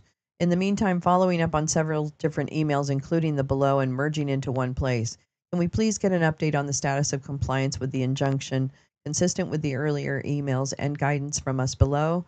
Specifically, can you confirm the status of the 3 flights referenced below and the status of the individuals that are on each of the flights? As a reminder, our advice here on injunction compliance was to not deplane anyone from these planes who is subject to an AEA removal, although it was permissible to deplane individuals with Title VIII orders and otherwise return those individuals to the United States. We need to confirm quickly status so that we can update the court if necessary. Relatedly, to the extent conversations on these issues are occurring at a higher level within your leadership and ours, can you please confirm that? Thanks. As the series of Riveni's emails makes clear, the DOJ attorneys fully understood that Boasberg had ordered the return of all AEA deportees and that they should not be deplaned in El Salvador. Notably, on Sunday, March 16th, Axios published an article entitled Exclusive: How the White House Ignored a Judge's Order to Turn Back Deportation Flights. Axios posted the article on social media at 3:49 p.m. 16 minutes later, Ruveni texted Flentia a link to the Axios article. Flentia replied, I don't know how to say that. I'm so sorry. We are likely saved for today by the fact that Boasberg is on vacation.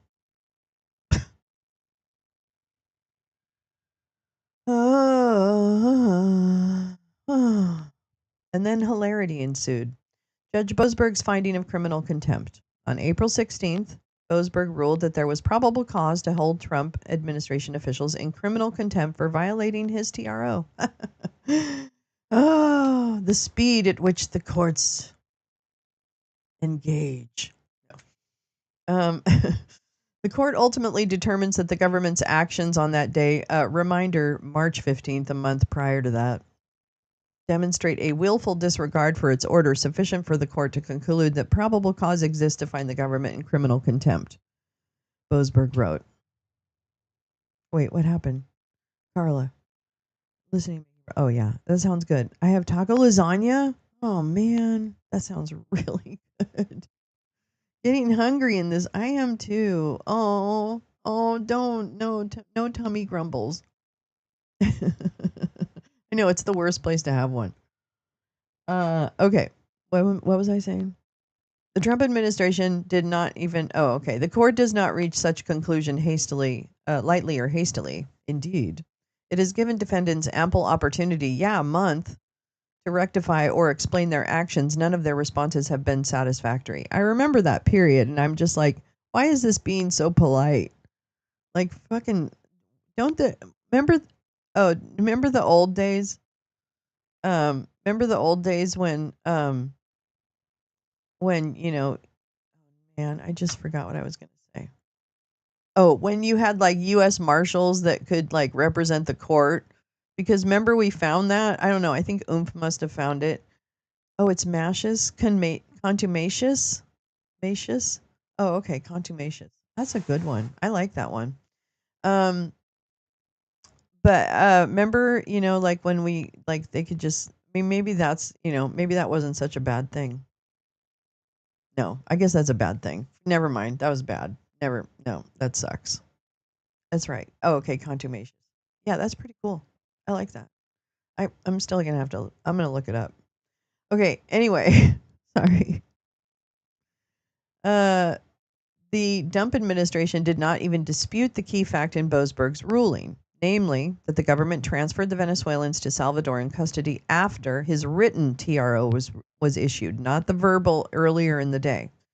The government does not dispute that after this written TRO issued, it temporarily landed 2 plane loads of class members in Honduras, flew them to El Salvador, deplaned them there, and then, critically, transferred them from U.S. to Salvadoran custody, Boasberg wrote.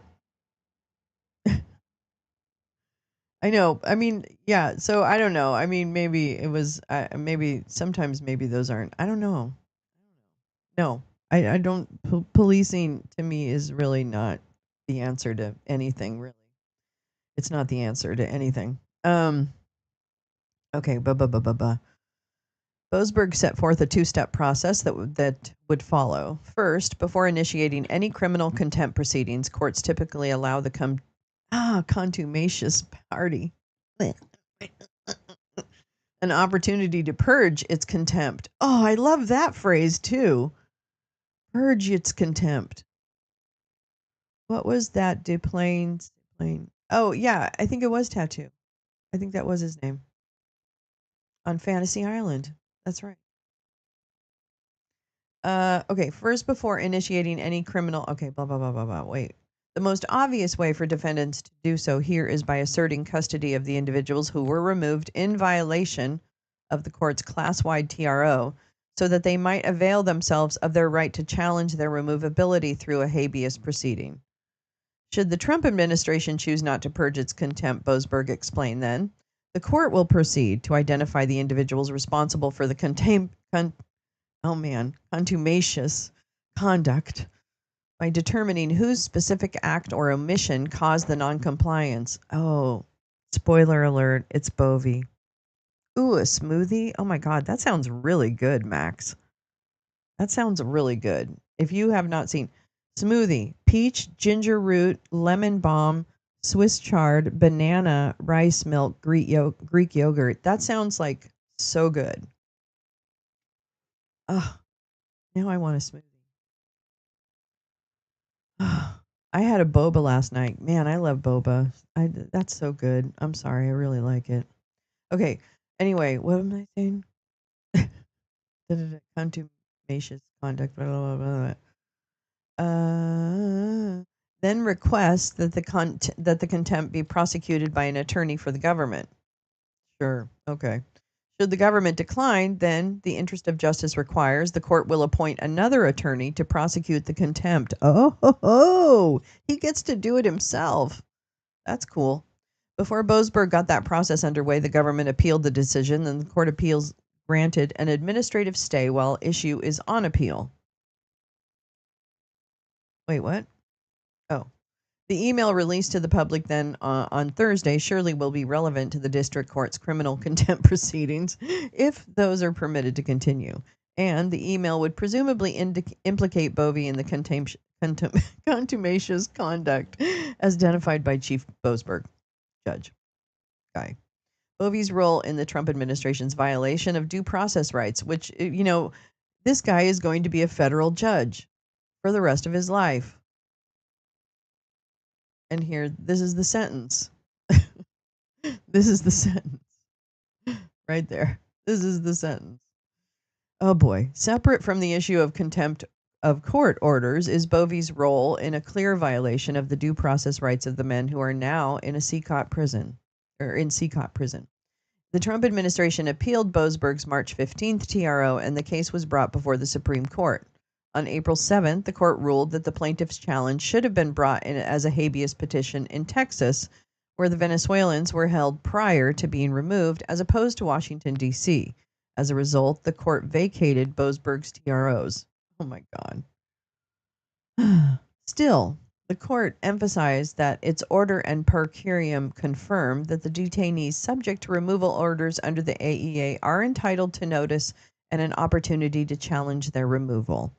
Citing prior precedent, the court wrote, "It is well established that the Fifth Amendment entitles aliens to due process of law in the context of removal proceedings."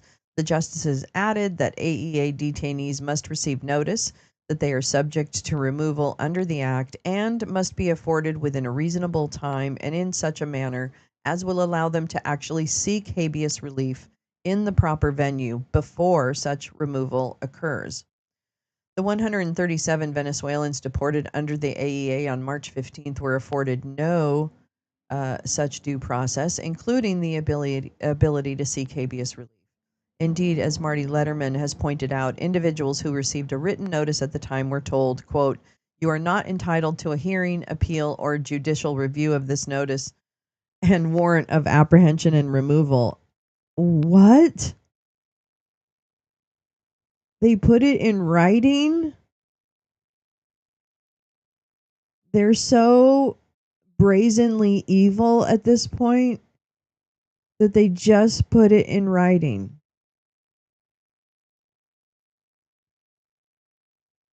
I just can't. I don't know what's going on. Mm. Oh boy. That one, that's a gut punch.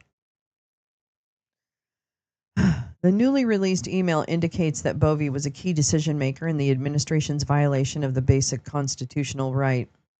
BOVE's testimony before the Senate Judiciary Committee, potential false statements in nomination hearing misleading Congress. We just kind of talked about that. Finally, the whistleblower's documents corroborate the claim that BOVE made false statements in his nomination hearing. Either the whistleblower's allegations or BOVE's denials are true, but not both, when it comes to what BOVE said in a Friday, March 15th DOJ meeting. At that meeting, the department was apparently preparing for the president's March 15th public invocation of the AEA and the prospect of court orders stopping the transfer of detainees to El Salvador. In BOVE's judicial nomination hearing, one of his most important exchanges on what he said at the March 14th meeting was with Senator Adam Schiff. Senator Schiff, did you suggest, as Mr. Ruveni wrote, that the DOJ would need to consider telling the courts, fuck you, and ignore any such court order? BOVE, I did not suggest that there would be any need to consider ignoring court's orders. Yeah, make sense of that. In stark contrast to his testimony, Ruveni's whistleblower disclosure states, BOVE then made a remark concerning the possibility that a court order would enjoin those removals before they could be effectuated. BOVE stated that DOJ would need to consider telling the courts, fuck you, and ignore any such court order, which is what they did. Notably, BOVE also said in his testimony, I will reiterate, I did not advise any Justice Department attorney to violate court orders. That's my like mobster, my old like Godfather mobster. The Deputy Attorney General, as you made clear in your opening remarks, Chairman, has confirmed that the account in the whistleblower complaint is not accurate. It misspelled several words and was in pencil. I rest my case. And proceeded to discuss the March 14th meeting. First, several of the whistleblower's documents provide strong corroboration that BOVE did suggest in the March 14th meeting saying fuck you to a court that issued an injunction. That evidence directly contradicts BOVE's testimony. I did not suggest that there would be any need to consider ignoring court orders. Undo that puzzle. During the Saturday, March 15th hearing before Judge Boasberg, Ruveni exchanged text messages with a colleague that appears to allude to the fuck you comment by BOVE. This doesn't end with anything but a nationwide injunction and a decision point on fuck you. It's a question Drew gets out without a sanction. Jesus. Was he ready for this? Are you with him? Oh boy. At 6:44 p.m., Ruveni notified his colleagues in real time of Boasberg's TRO ruling. He immediately texted his supervisor, Flencha, with an apparent reference to the fuck you statement by BOVE. Guess it's time to find out on the fuck you. Yep, it was good working with you. The first El Sal flight lands in an hour, so says Flight Aware. Later that evening at 8:16 p.m., Ruveni says he reviewed public information showing 2 flights had landed in Honduras. He texted a colleague with another reference to the fuck you comment. Ruveni says, guess we are going to say fuck you to the court. Super. Well, Pamela Joe Bondi is, not you. Finally, after Ruveni was placed on administrative leave, he exchanged text messages with Flencha that appear to corroborate that Flencha was at the March 14th meeting where they pushed back against BOVE's suggestion of violating court orders. You were at a certain meeting too, Ruveni says. And then his boss says, I believe I told our host we would not violate a court order. I think there is definitely a through line from that meeting to where we are today. How proper. Finally, documentary proof that BOVE did indeed go through with disobeying the court order on March 15th strongly implies his testimony was false when he denied having suggested the day before that DOJ attorneys consider ignoring such a court order.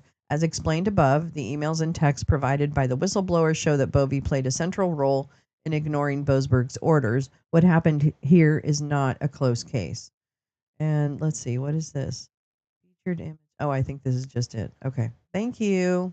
Well, that's interesting because I hadn't actually dove in, I guess, to that kind of thing. But there's that.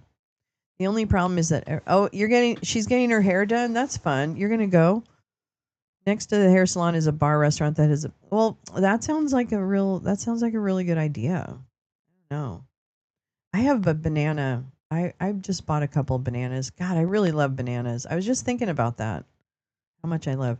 He's only 44. Oh, he does look a lot older. He does. He looks a lot older. Do do do do do do do do do do do. Oh, this is good. Oh, this is what I want to read about. Thank you. Thank you, thank you, thank you, gal. All right, this is great. Perfect. Okay, I think that's big enough, right? Okay. Even after Bondi gains Trump's backing, her survival remains an open question. The sustained backlash has exposed the hazards of the Attorney General's focus on courting President Trump. It's not courting, okay? She's a loyal follower.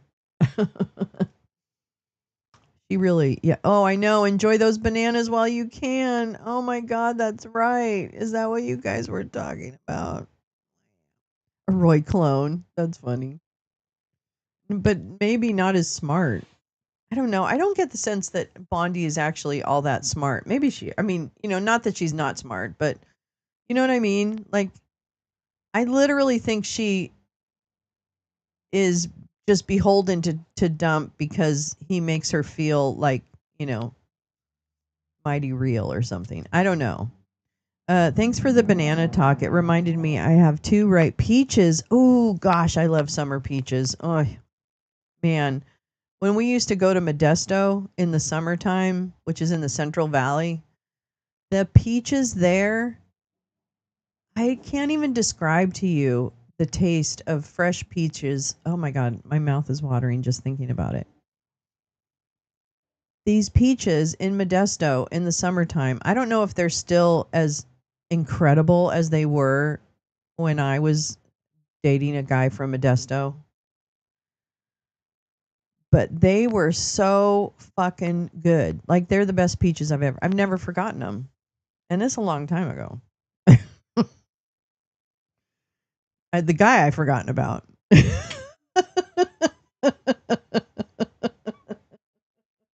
But not the peaches. And his mother was an incredible cook. But anyway, I digress. All right. Sorry. Let me make this a little bigger.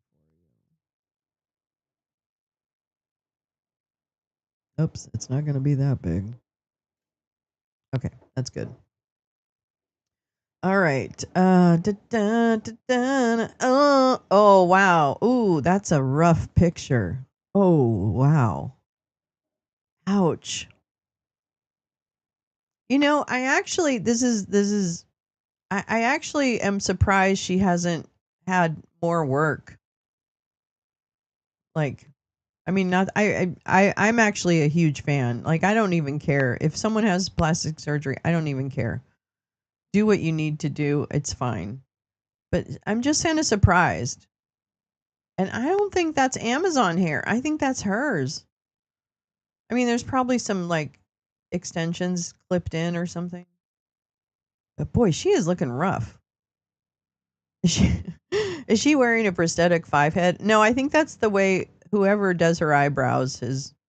And she's kind of getting this Joker smile. Do you notice that? She's kind of getting that.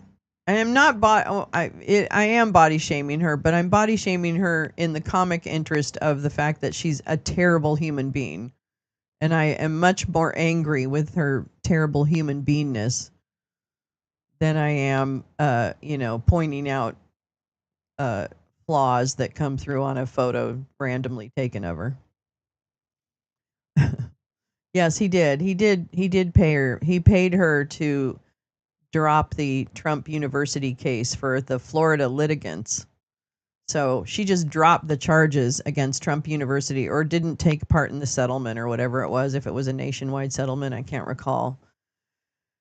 But basically denied access to any relief from the Florida residents who were taken advantage of by Trump University. Yep, that's right. And you know what she got for it? $25K. That's right, 25 buckaroonies. That was the price of her soul. Literally.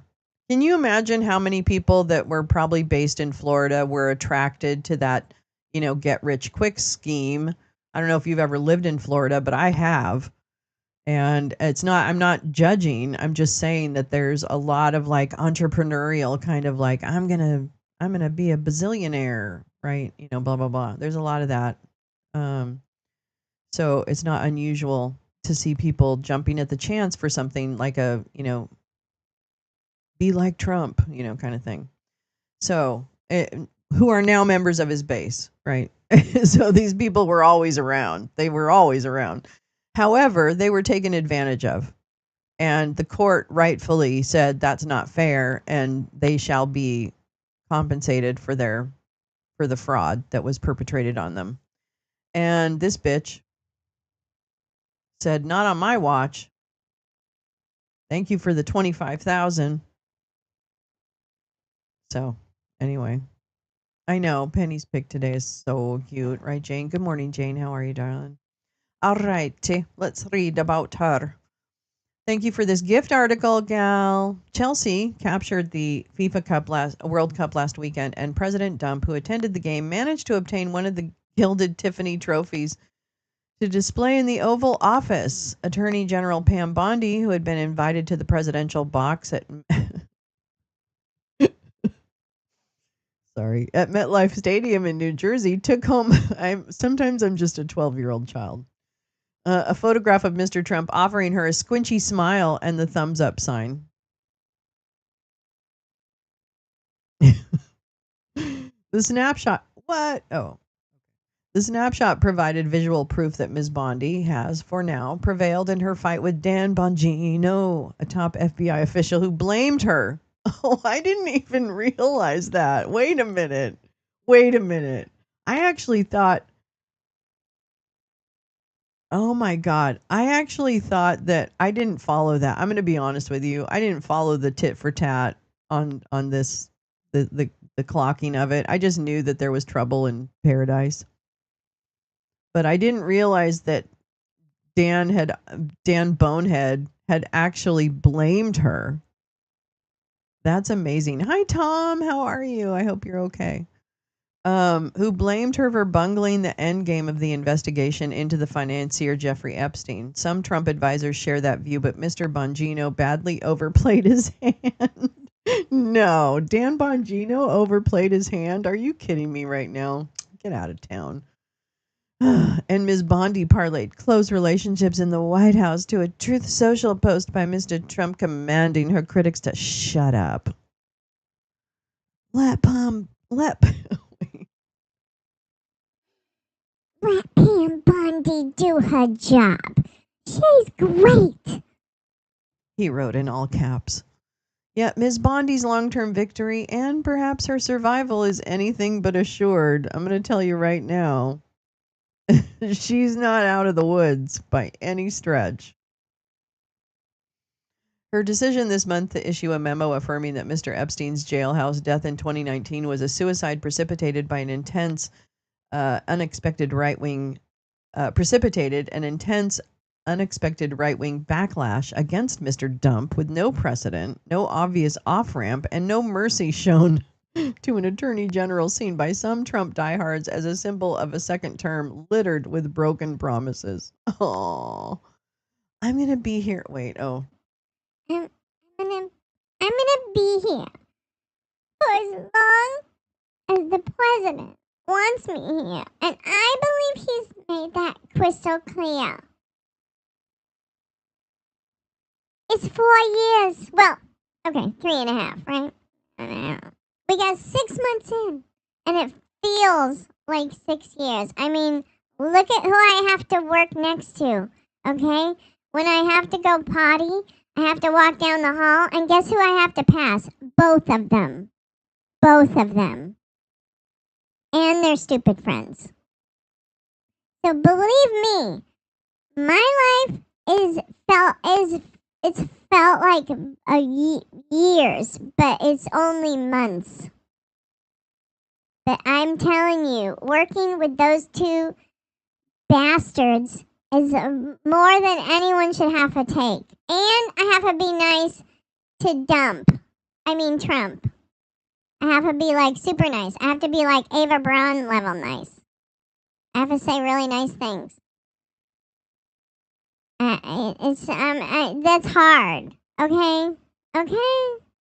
All right. Okay. All right. Anyways. The Epstein saga has exposed the hazards of Miss Bondi's focus on courting her mercurial political patron. We're the New York Times. An inside game strategy rooted in the assumption, now an open question, that Mr. Dump will maintain the total backing of his political base. No, it's looking okay right now as far as I can see, but of course I only have a small window. Mr. Bongino and his boss, the FBI director Crash Patel, have also been fierce Trump defenders, but unlike Ms. Bondi, they cultivated independent bases of support by positioning themselves as outsiders. They sure did, even if it meant appealing to the conspiracy theorist, hi Q, now turning on the Justice Department and the FBI. I'm telling you right now, it's the thing about those two as well is that no matter how you slice it, the Justice Department, the FBI, all that the whole DOJ, that is basically still the enemy in some base, deep kind of feeling, right? So they're looking for, when does the people that they've usually trusted, like these three idiots, Bongino, Patel, and Bondi, when do they cross the line into becoming the derp state? And I know it's close. I mean, with some people, they're already there because of the Epstein. Some people aren't so sure. Some people are trying to toe the line. When I think about, like, ground level chuddery. So that's interesting to me, because this is it's a pivotal moment in terms of accountability, right? Because that's what he gets away with. He gets away with not being held accountable for any behavior, and everything being, he's so honest about it. Like, yeah, okay, I did grab her pussy, that he turns it into a flex with some people. Because he just comes out and says it. And so he almost tries to normalize it. Like, what about it? I'm the president of the United States. Yeah, and the whole thing with Pam Bondi's involvement in that case, with Alex Acosta's involvement in that case, and just the whole total lack of accountability. It's mind-boggling. Ms. Bondi aroused the suspicion of Mr. Trump's base from nearly the moment she was selected to replace Matty Gaetz, former congressman and child predator, as alleged in credible ethics reports and other testimony, as the Attorney General picked late last year, and allegedly. At the time, Ms. Bondi was working as a high-paid lobbyist for Qatar. She soon ran into trouble with her choice to run the Drug Enforcement Administration, a sheriff from the Tampa area. He was forced to withdraw after hard-right activists objected to his arrest of a pastor who had violated pandemic lockdown regulations. Dang. Trump was miffed. But Miss Bondi's true original sin, one from which she might never fully recover, was overhyping the Epstein files shortly after taking over in February and refusing to rule out the existence of a list with the names of purported clients of Mr. Epstein's sex trafficking ring. Ms. Bondi, eager to improve her standing with Mr. Dump's base. Well, that's kind of is that, does he know that, the reporter? I mean, I'm not saying it isn't true, but it's kind of like, I don't know. It seems like a little bit of an assumption, but whatever. Handed out binders marked Epstein Files Phase 1 to a conclave of far-right influencers who held them up in a picture, in part to prove she was committed to transparency and full disclosure, according to people in her orbit, like Uranus. The stunt backfired catastrophically. The material turned out to be a dud. The episode had left her vulnerable to attacks from the right, reliant on the president's protection. Mr. Bongino, who had promoted Epstein conspiracy theories on his podcast, led the Bureau's effort to scour the Epstein files for new information after Mr. Dump tapped him for its number 2 job earlier this year. He signed off on the Joint Justice Department and FBI memo declining to release more files in the case this month and expressed no substantive issue with the investigation itself. But he began to sharply criticize Ms. Bondi for raising expectations when his allies on the outside began hammering him for complicity in a cover-up. Ms. Bondi and her allies, in turn, accused Mr. Bongino, kitten fight, a former Secret Service agent, of planting stories in the conservative news media. Oops. Blaming her for the backlash and suggesting she resign to quell the crisis. It escalated into an angry face-to-face confrontation at the White House last week when an irate Ms. Bondi accused Mr. Bongino of leaking information to the news media in the presence of Mr. Patel and the White House Chief of Staff, Susie Wiles, who is also a close ally of Ms. Bondi's and Vladimir Putin. I added that last part. Ms. Wiles implored Mr. Bongino, be a team player, but he responded with a brusque reprise of his grievances, according to 2 people briefed on the exchange. Ms. Wiles left the meeting annoyed with him and communicated her pique to the president. Mr. Bongino did not show up for work on Friday, but returned on Monday because long weekend in Vegas.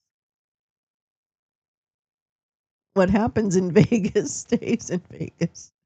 His status remains up in the air. A bureau spokesman did not respond for a request to comment. I mean, I've already suggested, and I put a clip out about it. I mean, please, he's the most expendable. Is he not? I mean, maybe the problem is now he knows too much. Oh, boy. Hey, Dan, don't stand near any windows, okay? I would avoid any windows. Uh-oh, what happened? Karen, what happened? That's planned for my lunch. Anyone ever get a pea-sized bump in your mouth under the tongue? It's not painful.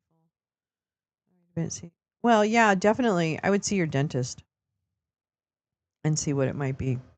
I'm sure it's probably nothing. Eric Prince's company just put in a $25 billion bid to really? Which company, Jim? Do you know? Just out of curiosity. Phase 1 was a hoax. Didn't you know that? I know, exactly. Phase 1 was a complete hoax. I'm working on a It's Not Unusual.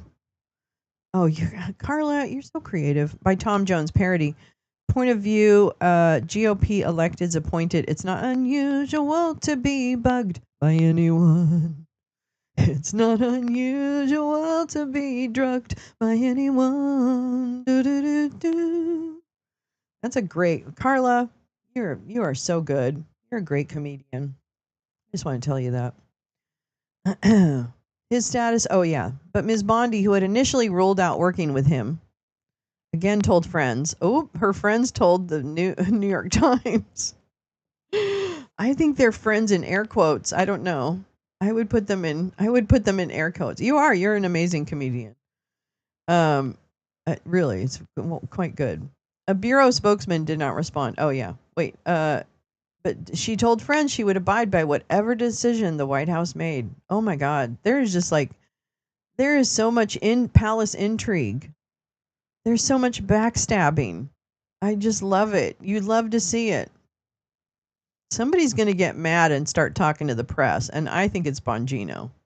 I think Bongino's going to get madder and madder and madder, and then he's going to blow like the little stick of dynamite that he is. At her news conference on Tuesday, she sidestepped questions about her relationship with Mr. Bongino, saying, "We've never had a relationship." No. Saying, "I wouldn't date that guy if he were the last man on earth." Saying she would not comment on personnel matters. Oh, okay. But she indicated she had no problem working with Mr. Patel. I love him.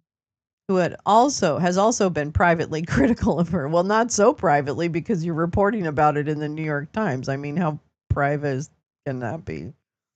Roid rage. Yes. Exactly. Thank you, Jim. That's exactly what's going to happen. Those veins are going to start to pop. But she indicated she had no problem. No problem. Oh, yeah, working with. Okay. I was with Director Patel this morning. I'm sorry. And we're.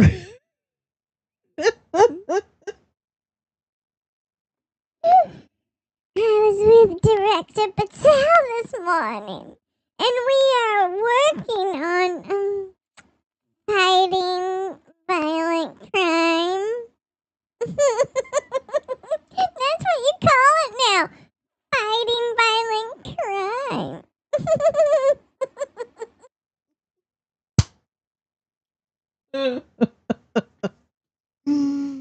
Oh my God.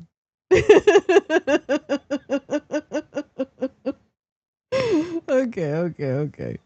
All right, calm down. I know sometimes that inner teenager just like bleh. It's not unusual to doggy anyone. Da, da, da, da.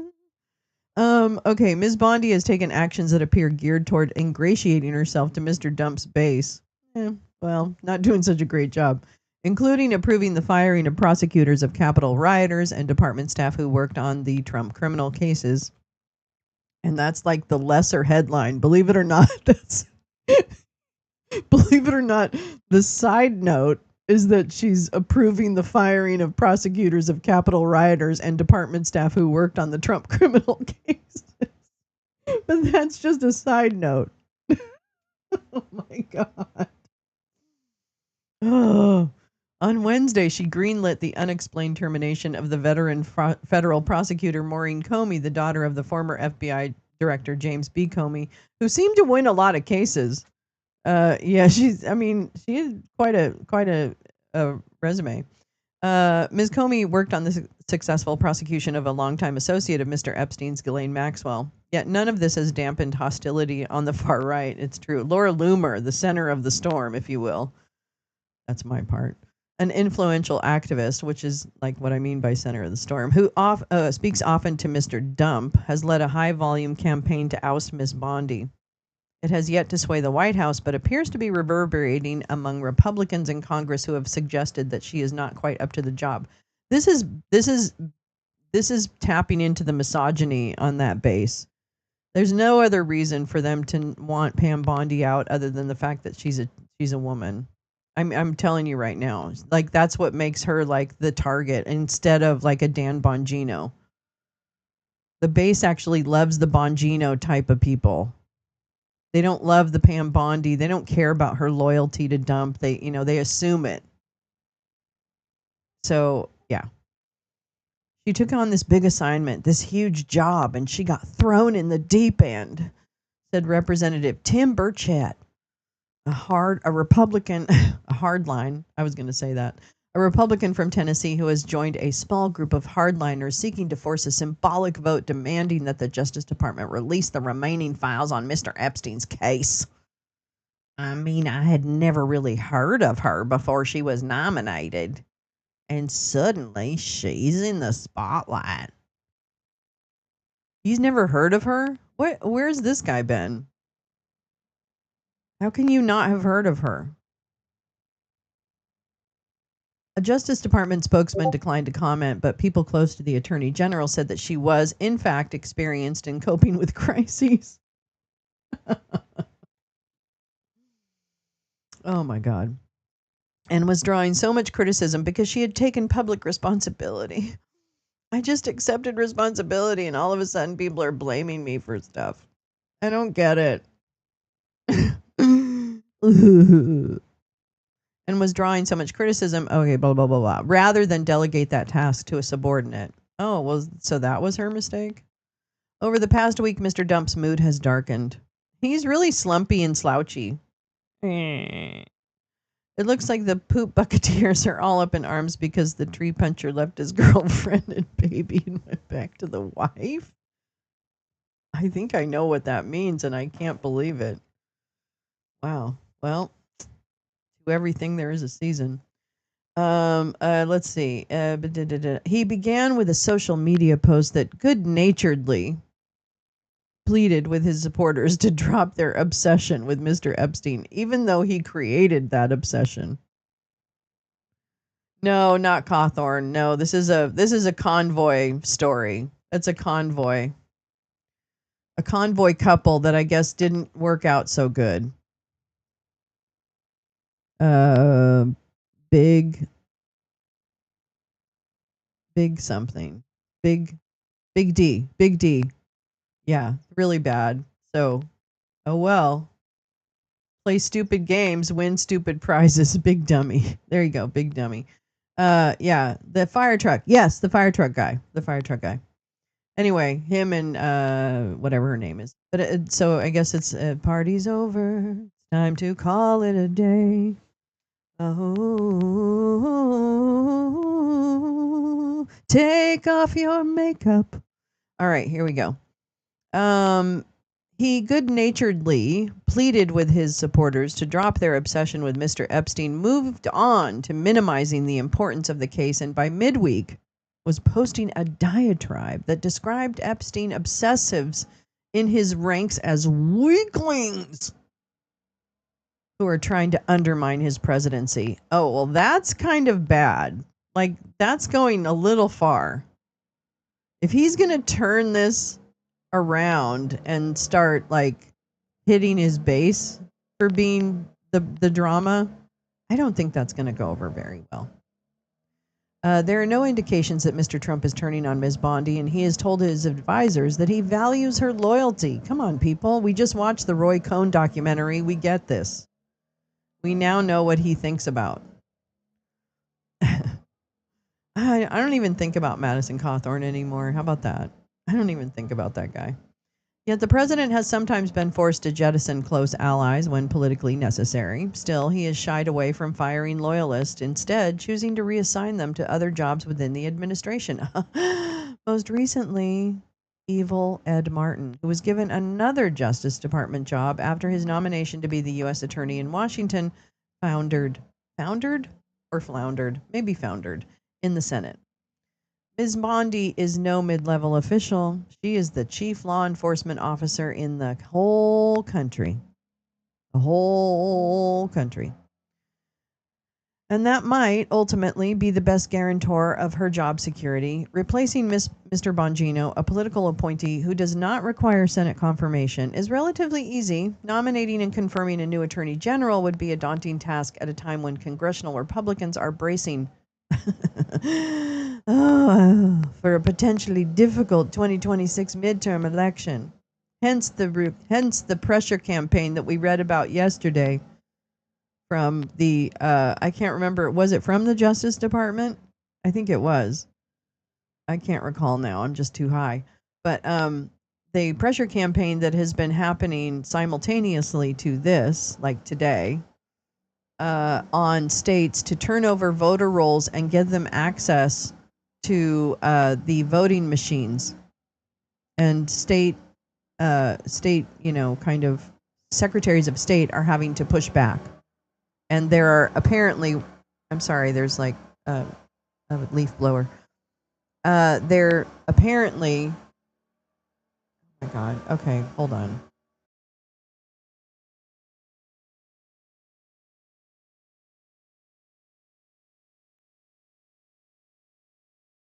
Anyway, okay, we're just gonna have to deal with it. So it's kind of interesting that, oh my God. My leaf blower too. Yeah, Carla, would you turn that down, please?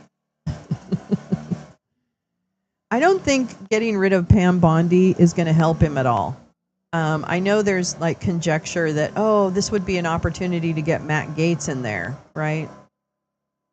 Yeah, exactly. Well, and I think here's my theory, my stupid theory. My stupid theory is that he wants to support Pam Bondi because he wants it to go away. And I think he thinks by digging in, just like Roy Cohn said, never admit, never apologize. Just, deflect, deflect, deflect. I think that's what he's doing. And furthermore, this whole nonsense between Israel bombing Syria, okay, that should not be just passed over. And I don't want to say that immediately my mind goes to where's the distraction opportunity, as well as Israel's desire to, I don't know, take over Syria. That's conjecture, but I don't know. That's what I'm seeing. That's what I'm seeing. I don't know. Sorry. Yeah, just a misunderstanding. Wow, that's quite a misunderstanding. I don't know. That to me is a significant event that I think is going to be one of those things we go back to later on and say, oh, yeah, remember that? Anyway, I know I'm probably stating the obvious, but yeah, that we should not let go of. And I'm going to tell you right now, I cannot stand that fucking Tammy Bruce from the State Department. That absolute cunt. Well, you know what's interesting is like the Russians are according, to the media monitors and things of that nature. The Russians are really sour on Trump right now, and I could understand why they would be, given his kind of ad lib, right? I consider what he does sometimes to be ad lib. And so I don't think they control his ad lib, right? As much as they control him through Witkoff and Kellogg, to a lesser degree, because Kellogg isn't aware of where he is right now. He thinks it's 1942. And he's in Soviet Russia, and he's really happy to be there. That's what Keith Kellogg thinks right now, because he's so fucking ridiculous. Yeah, he kind of, and he did serve his purpose. I mean, I think, getting, Sparks I didn't see Hal's take on the 50-day thing. That's interesting. I mean, and of course, he's still helping Putin. So the script, I think there's a scripted help for Putin, such as, waffling on sanctions, that kind of shit. This whole pushing the deadline and acting like, oh, he's so naughty, but then extending the deadline so that Putin can continue to do whatever land grab and damage he wants to do, right? Oh, to wit, 10 days earlier, Putin had asked for 60 days to achieve the goals. Yeah, right. Thank you. There you go. Oomph. Hal Sparks nailing it. 10 days earlier than that 50-day mark. So 10 plus 50, 60. Putin had asked for 60 days to achieve goals. So this was so the scripted gift has been done. This kind of discussion about the arms being sent to Europe, right? Being sold to Europe, and then Europe can do whatever they want with them, kind of thing, right? That whole announcement with Mark Rutte earlier in the week, if we recall. I think it was earlier in the week. I don't even know anymore. I think it was Monday when he met with the head of NATO. So, yeah, all the scripted gifts are being given. It's this kind of ad lib that he does sometimes that I think can piss Putin off. And that's, to me, why it would make sense that Russian media would be like, oh, Trump bad, blah, blah, blah, blah. And that, that gets to Trump too. I don't know. Donald, pretend to be mad with me and give me 50 days. Yeah, I mean, or that part's fine. They can have kind of mild disagreement. He can be like, oh, I just wish Putin wouldn't do that. Oh, he can kind of do that play acting. I don't know. That's what it seems like to me. That's what it seems like to me anyway. I don't know. Let's see, because I have it. Oh, you know what? I wanted to read this. Is it? Oh, here it is. No, stop. I wonder how long this is. I think. Are you going to let me read this? Oh, it's not very long. Okay, I kind of want to. This is really. Oh, wait, this is old. Sorry, I don't want that. I don't want that. I don't want that. No, I don't. La la la la la la la. La la la la la la. La la la la la. I hear a dog. I hear a dog tippy tapping on the floor. Hold on. That's another one. What is this? Oh, yes. Oh, you do? Oh, you're so sweet. No problem. You're a sweetheart. Remember Hillary was right about everything. Yeah, probably. I mean, to some degree. I don't know. I don't know anymore. Ooh. I also am I'm gonna throw this. I'm gonna throw this in the description, and I'll probably go ahead and also I'll link it. I'll link it here too. Hold on. But this I came across yesterday in someone's post on Blue Sky, and it's real. It's legit. It's a ProPublica project, and they can find out while you can submit a claim request. It lets you customize, and all it does, it's not HIPAA stuff. ProPublica's Claim File Helper lets you customize a letter requesting the notes and documents your insurer used when deciding to deny you coverage. Get your claim filed before submitting an appeal. I'm hoping the free tool is part of our Uncovered series on health insurance denials. Please note that ProPublica is unable to provide any legal advice about claim files. We are journalists and not lawyers. But apparently they have some templates that you can use for requesting documents insurers used when. So I just thought that was an interesting potential resource for people to check out and see if they're interested in doing that, which would be great.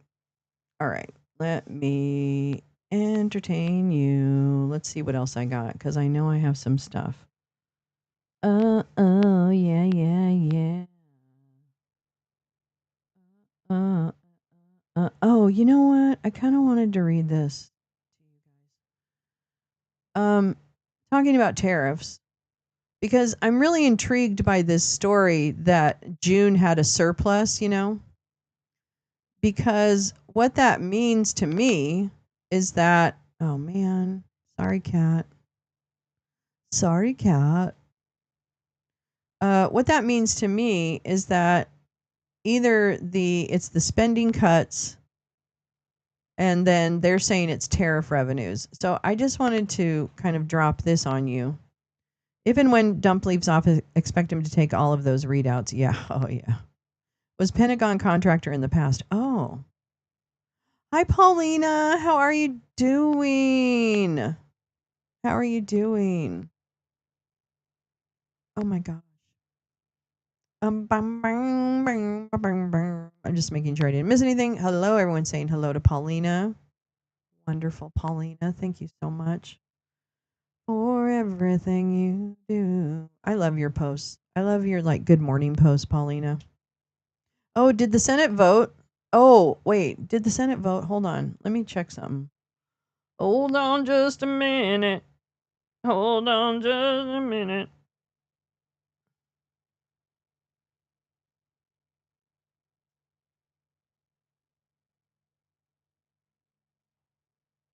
Dun, dun, dun, dun, dun. Dun, dun, dun, dun. I don't see anything like super hot live. Where's my FedNet? Where's my FedNet? Where is it right now? Whoops, spelled it wrong. Spelled it wrong. Oh, wait, here we go. We got it. Oh, thank you. Yeah, let's listen to this. This is good. This is what I wanted to listen to. We can do a little bit of this. You lost your vape with a full cartridge? No, that's terrible. Well, but maybe they really needed it and you just saved somebody's life tonight. You know what I'm saying? That could happen. That could happen. That can happen. Oh wait, why is that so big? Yep. Sorry. I know. I'll make him talk. People suffered the pain of the policies of that Democrat administration. That Democrat We are getting administration. America back on track. Stronger, safer, more prosperous. Yeah, And see? we're not going to stop until the American people see and feel the results they deserve. Thank you, Mr. President. I yield the floor. This is the Senate. Mr. President, I ask unanimous consent to waive the mandatory quorum call with respect to the divine nomination. Without objection. Thank you, Mr. President. I yield the floor. Suggest the absence of a quorum. Clerk will call the roll. Ms. Also Brooks. Okay. That's good. It's nice to have a little background. Little bit of background. Let's put it. I don't even know where to put it. I'll put it here. I know. It's like screen's kind of a beautiful mess today. All right, let's see. Here we go. 160 billion. Thank you, Leigh, because I have a lot of tariff stuff. 160 billion in tariff revenue paid by importers who will look to recover that from someone. Senator from Missouri. Mr. President, Understood. I ask the quorum call be dispensed with. Without objection. What does that mean? Mr. President, in a moment, It's Josh we will Cotton. begin the process of confirming four It's Tom Hawley. outstanding new judges to the bench M.O. in the state of Bovie. Missouri. Oh, no. This Missouri. has been a long road for my state. We've waited a long time to have these four Okay, vacancies you know what? filled, and I'm I'm not absolutely delighted that in just a few moments. I'm sorry. I actually want to talk about tariffs while you're talking. Run by a SAC used Ronaldo Nazaro in The Guardian. Oh. Gene Soroka, the director of the Port of LA, has a good story about surges in imports in June and the drop-off they expect next month after August 1st. Ooh. Gene Soroka, hold on. Let me type that in.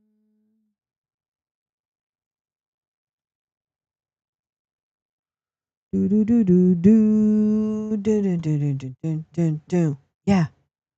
Do do do do do do. Yeah. Do do do do do do. Yeah. Oh, here we go. Oh, I hope they let me read it.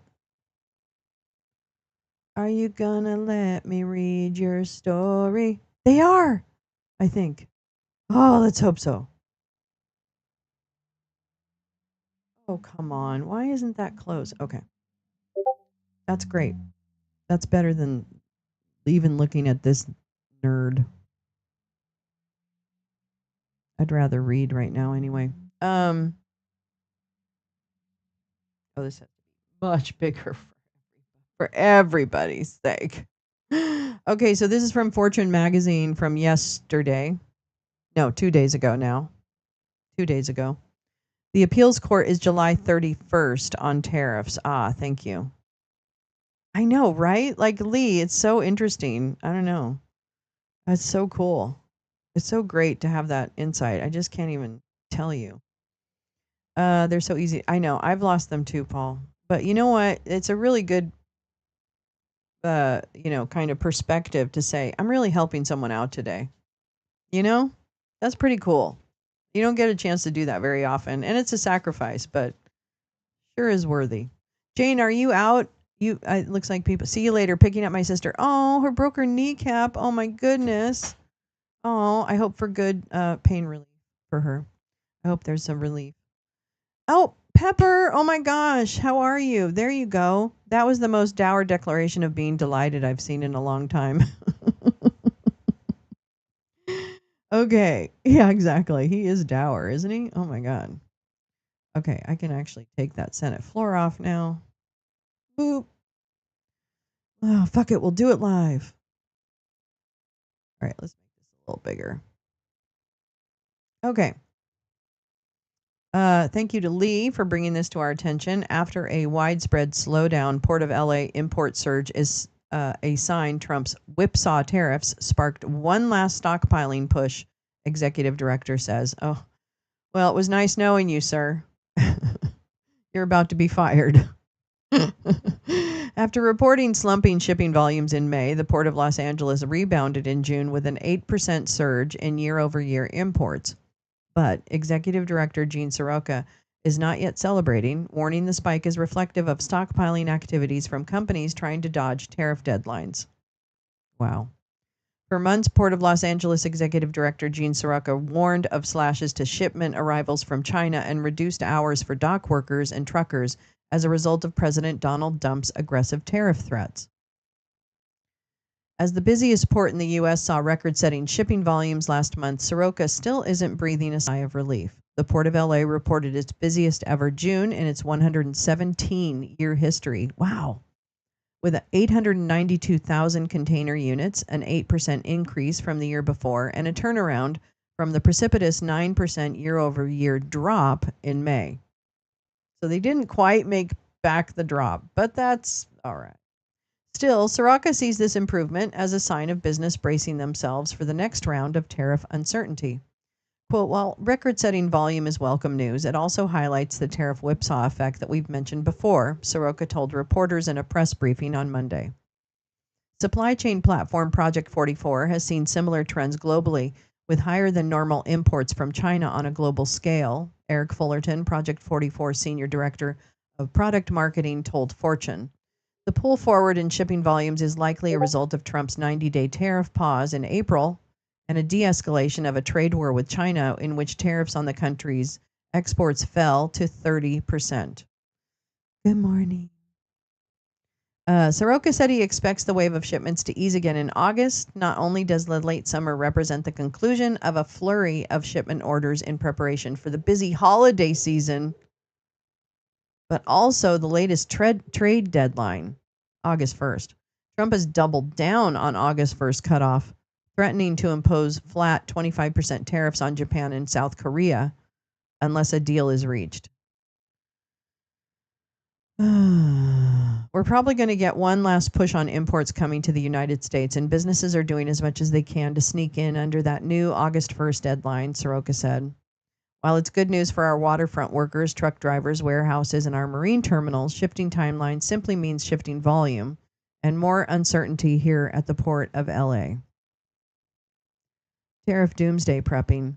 June's shipping volume spike resembles one supply chain experts saw in March when companies pulled forward shipments to dodge higher costs before Trump's first round of tariffs went into effect. Project 44 reported that ahead of Trump's April 2 announcement, tariffs on China would balloon to 145%. Import volumes from China to the U.S. increased year over year for a successive 3 weeks. The trade environment is still really uncertain, which means you're going to stockpile, you're going to put as much inventory as possible because you control the cost and either pass it on to consumers or put it on your supplier, Fullerton said. But the risk of stock-ups is still way, way too great, he added. In order to pull forward shipments, companies may have to dip into cash reserves or take out loans with favorable terms only to potentially slash prices to get rid of excess inventory. While businesses may be reprising their pull-forward strategy, they have made noticeable supply chain shifts. Some Fortune 500 companies are able to push their size and their relationship with their suppliers to their advantage by asking suppliers to switch manufacturers, Fullerton said. Others are pulling back from China in favor of doing business with manufacturers in Vietnam, Indonesia, Thailand, and Bangladesh, where operations could be cheaper, Fullerton said. To be sure, shipping data will likely continue resembling peaks and valleys as businesses try their best to remain nimble amid continued trade turmoil, according to Rebecca Homkeys, lecturer at the London Business School and faculty at Duke Corporate Executive Education. Trump has yet to unveil the details of a framework trade agreement with China. And there's no sign of trade deals with Mexico, Canada, or the European Union following Trump's latest tariff blitz. And may I remind you that yesterday I was listening to him at the, oh God, what the fuck was it? I don't even know what it was. I can't recall. But he was saying that yet again that Mexico was out of control and that their leaders wouldn't even go into their offices for fear of being murdered or kidnapped, and that he was going to have to do something. He might have to do something about it. I shit you not. I'll find the clip. I was out at an appointment and I was listening to him, and it was just incredible. It was so incredibly stupid. The only way that we're going to get more steady shipping norms that we're used to is if we have clarity on the actual tariff level that will remain mid to long term. Homke's told Fortune, and we are far from having that level of clarity. I feel like more people though need to talk about why that would be and to what advantage. You know? Yeah. No, Paulina, he said it. I'll find it. I'll spend my time. I got to find it because I was out and I couldn't. It was yesterday. Anyway, all right, y'all. I am going to leave you for this morning and also let you know that I'll put out some descriptions. I'll also put out, there's a couple of articles that we're not going to be reading today, but I'd like to kind of include. You have 2 companies under review. Oh my gosh. What a load of BS about Mexico. The government in Mexico is cracking down on foreign trade compliance right now. There you go. Well, and he's doing it in that stupid, the cartels run Mexico, all this kind of stuff, bullshit. And is just trying to undermine Claudia Sheinbaum. That's what he's trying to do. He's trying to undermine the president. That's what he's trying to do. And unfortunately, I wouldn't put him past doing some kind of operation or something. So I hope she remains a very strong advocate for her people, which she is, amazingly. So, in the face of some really good great challenges. Anyways, well, thank you for joining me this morning. Tomorrow night we do have 2 movies. I haven't chosen the movie yet, but please watch my socials and we'll get a movie up there. She does not rise to his crap. And she really kind of, she is actively working on her own country. Like she stays, she stays on a level that is absolutely working towards making change in her country and, like focused. When I see speeches of hers coming up and everything, I'm just so impressed and so like grateful that she's not a Mark Rutte, which I love Mark Rutte, don't get me wrong. But come on now, stop kissing butt. We don't need to kiss that much butt. Teresa says, who remembers Flynn saying RFK Jr. helped block the docs during the Biden administration?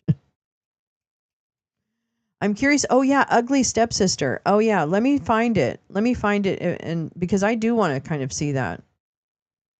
She's very educated. Who? Oh, Claudia Scheinbaum. Yeah, she's amazing. Yeah. Oh, thank you, Scott. Me as well. Thank you. I really enjoyed today's show and talking with everyone and getting a chance to read a few things and learn something new, which I did. I hope you did too. And I will see you not tomorrow morning because it's Friday, so I won't be on tomorrow morning. Hopefully I'm going to get out later on to some protests. I'm going to take the bus downtown, I think. So, watch for that if you want to see that, but I'll probably just film a little bit. And then, yeah, I'll see you tomorrow night on Discord. And then please come for another, a classic trivia night. We'll go back to our random trivia generator. So maybe a couple of trader trivia. I have a fun little game. It's Fuck It All Friday. That's right, Carla. You got it. But on Saturday, we'll have a few little trader fun questions that I came up with. And then also just regular normal trivia. So that'll be Saturday night.